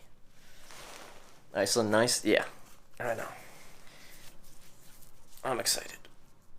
We haven't seen Emily? Yeah, she's been busy working and stuff in Ontario. That'll be a hell of a trip. It will be a hell of a trip. That's in like a couple days. So stay tuned for that. Stay tuned for that. Oh, I am excited. Why she unmodded? I don't think she wanted to mod anymore, because she's not around that much. So you're streaming it too? Yes, I will be. Iceland is very hilly. I think it depends where you are, but yeah, there's mountains and hills.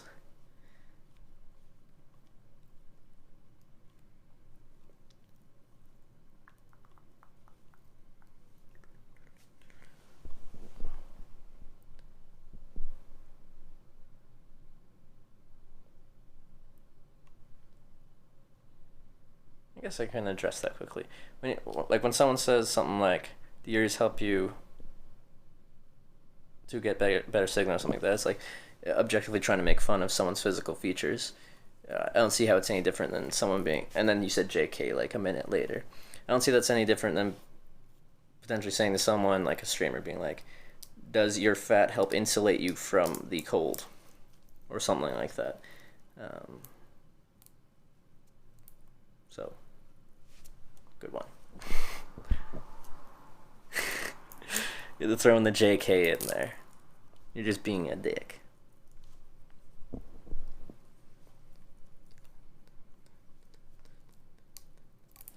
Or trying to be a dick. Or don't think you're being a dick, but are down the road. Or not down the road, immediately.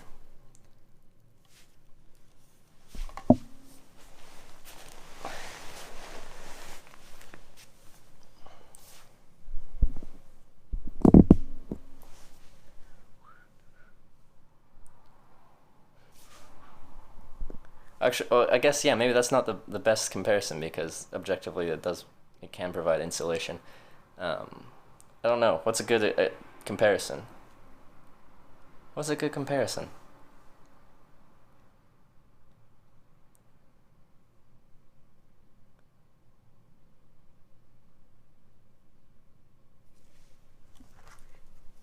Anyway.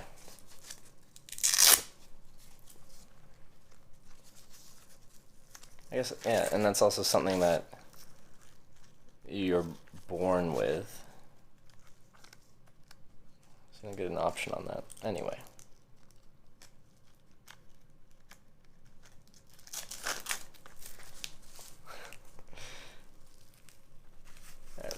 I don't think I have that much more to discuss. We went over my layering system for my head, my hands, my feet, my legs, my upper body.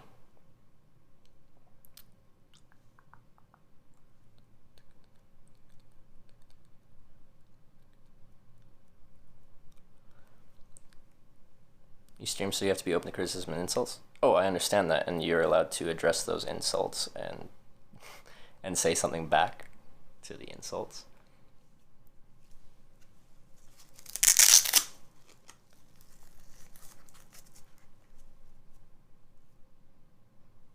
So,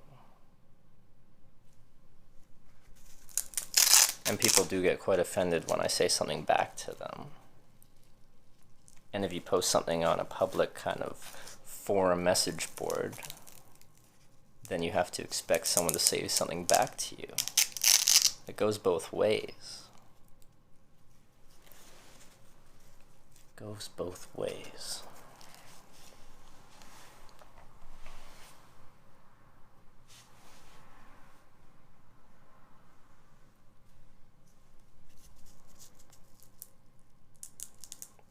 Or have I offended you?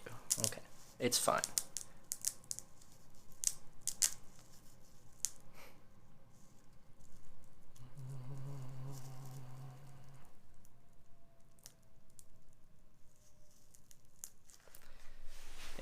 No, and it's just when I see that, and it's just like when you insult people based off of things they didn't have any choice of. So if someone's short, they didn't really have any choice of that. If someone's really tall, they didn't really have any choice over that. If someone has a crooked nose, if they have crossed eyes or something like that.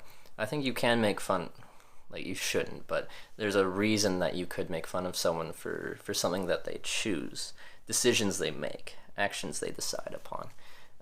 But making fun of people for something that they didn't choose. They didn't make an action to make that happen. They didn't live a lifestyle that led to that, like out of laziness or whatever. I think it's a different thing. But no, the rest of you are, you're being very nice to me. I just think it's something to address.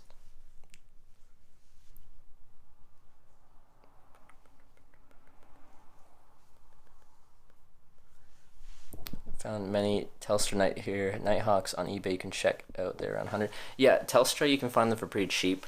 They're missing band 20. and 7? No, maybe they have 7. Is it 1, 3, 7, 8, and 28?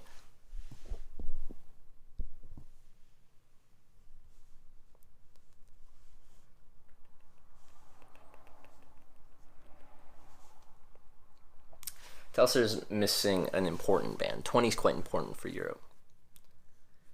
Amount of facial hair looks good on you and something you control, so good job. This is just 4 days of being lazy. People make fun of people about the beer they drink. I drink Busch Light. It's the best. Yeah, and it's a choice they make, so you can make banter. Like, it makes sense to make fun of that, you know? You chose to drink that beer. What a silly choice to make that was.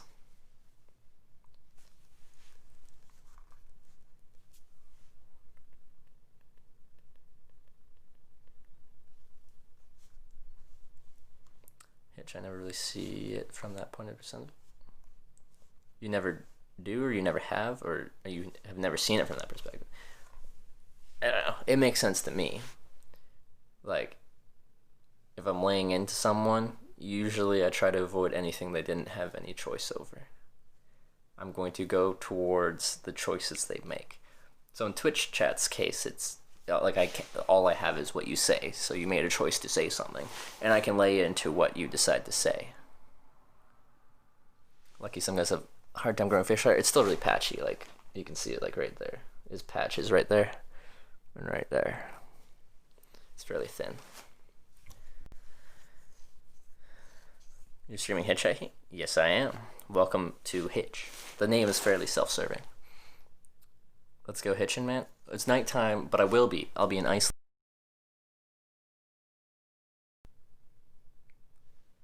Major connection, oof. I'm on like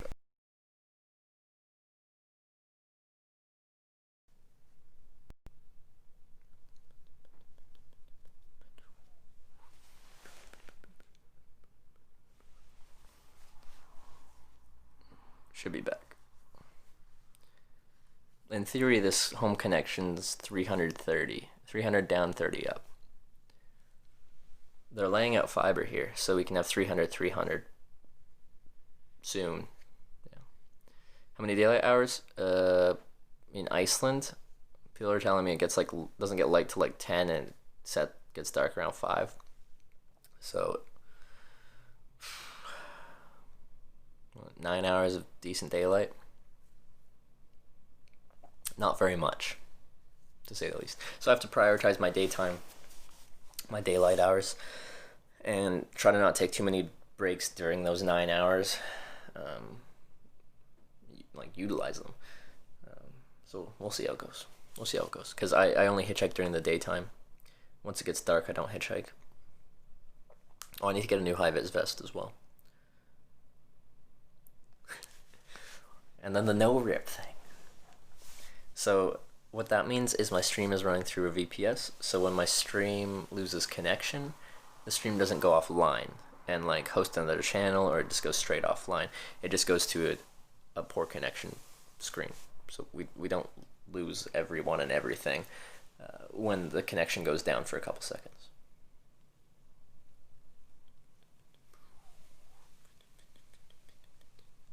I hitch, so lots of eating streams, potentially in the morning, and then after it gets dark in the evening. As per usual, we'll be eating on stream a couple times a day. But I'm going to avoid taking long breaks during daylight hours because I need to prioritize them. Plus not like 10 million VODs to look through. Yes.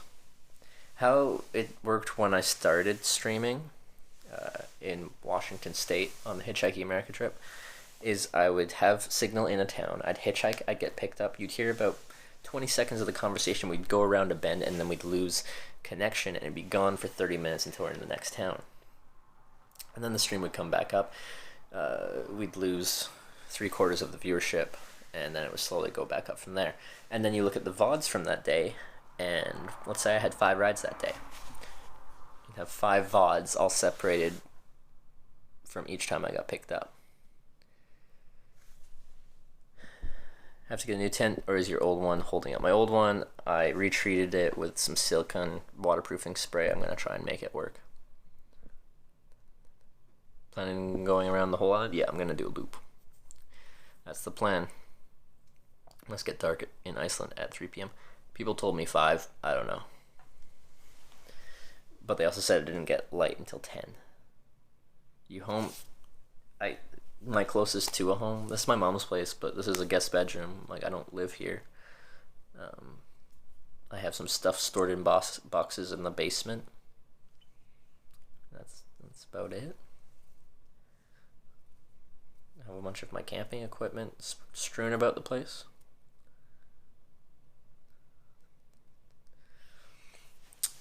Yeah, fiber download 3000, upload megabyte in the area you're in. Can now is that the max? Because it seems a lot. I haven't seen it faster than that. I'm guessing there's a gigabit whatever fiber somewhere for consumers, but I don't know. I haven't seen it. My dad lives on Vancouver Island. This is Kelowna, British Columbia, so central British Columbia. So that's where I'm from, though. Is Vancouver Island. That's where I grew up. That's where I went to school. And I came to Kelowna for college.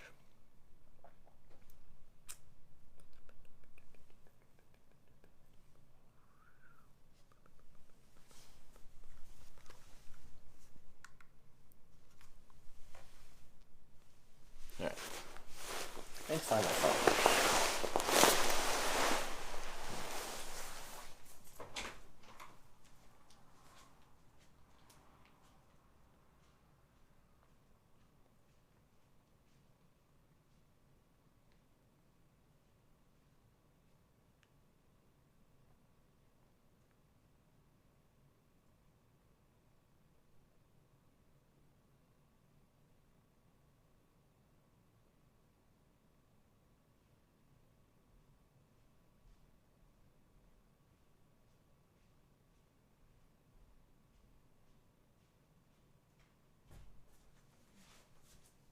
Backup phone, that is.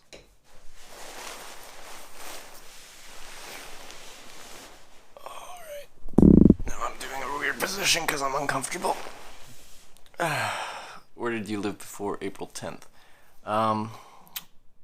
So what was I doing? I was living and I rented my own place in Kelowna, downtown, for a while. Then me and my girlfriend broke up. And then I moved out of there. And I stayed in a motorhome for a month, and then I went on my trip.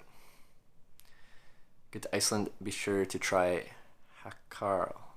What is that? So anywhere you haven't been? I've only been to I've been to hitchhiked in 25, and then been to Hong Kong, Vietnam, United Arab Emirates, Mexico, Aruba. What is Aruba part of? Is it like owned by another country? I don't even remember.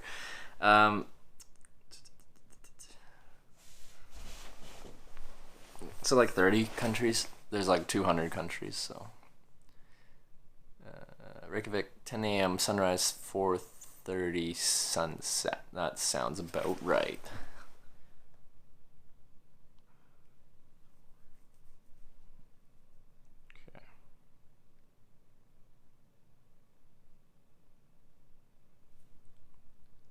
Fermented shark. That sounds interesting.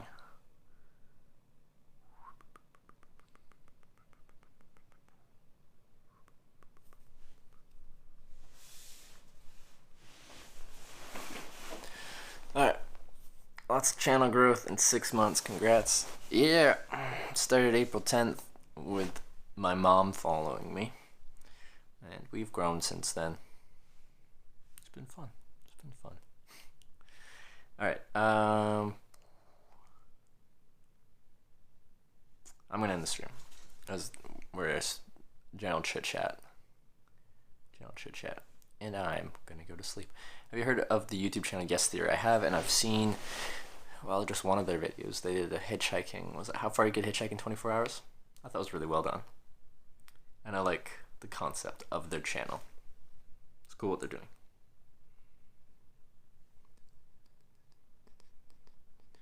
Oh, Friend Meteor Films, who you mentioned before, are they? Because yeah, I was going to, but they were having stream problems.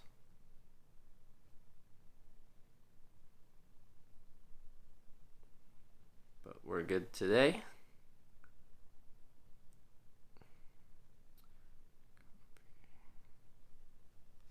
All right. Had crappy connection last time, so we skipped out on rating. Yeah, we can do that. Collab with them would be poggers. Yeah.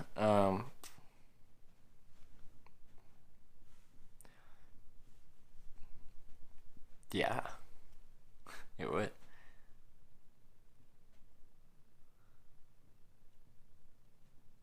Yeah, we can do that. We can do that because I remember that. I remember this situation and how we decided against it because of their connection.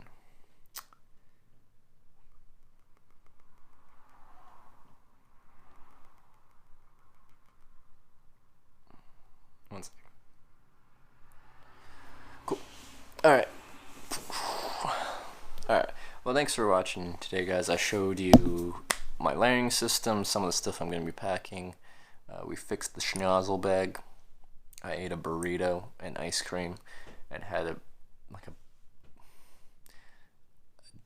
some kind of grapefruit gin and tonic or something like that.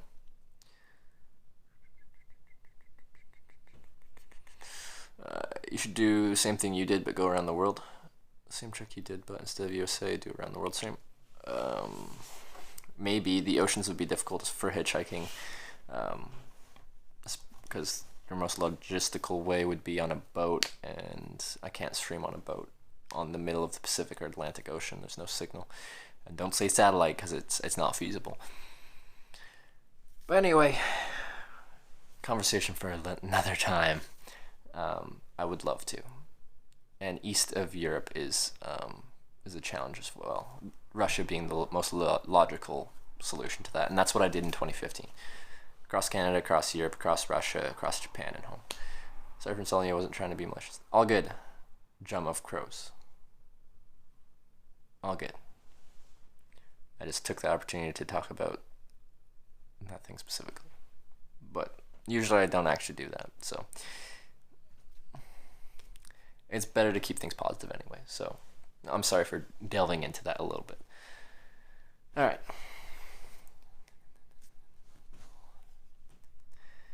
But thank you guys for watching. Will I be on tomorrow? I'd like to. If I start packing all my stuff together, I'd like to show me packing up my final bag. Packing up my final bag.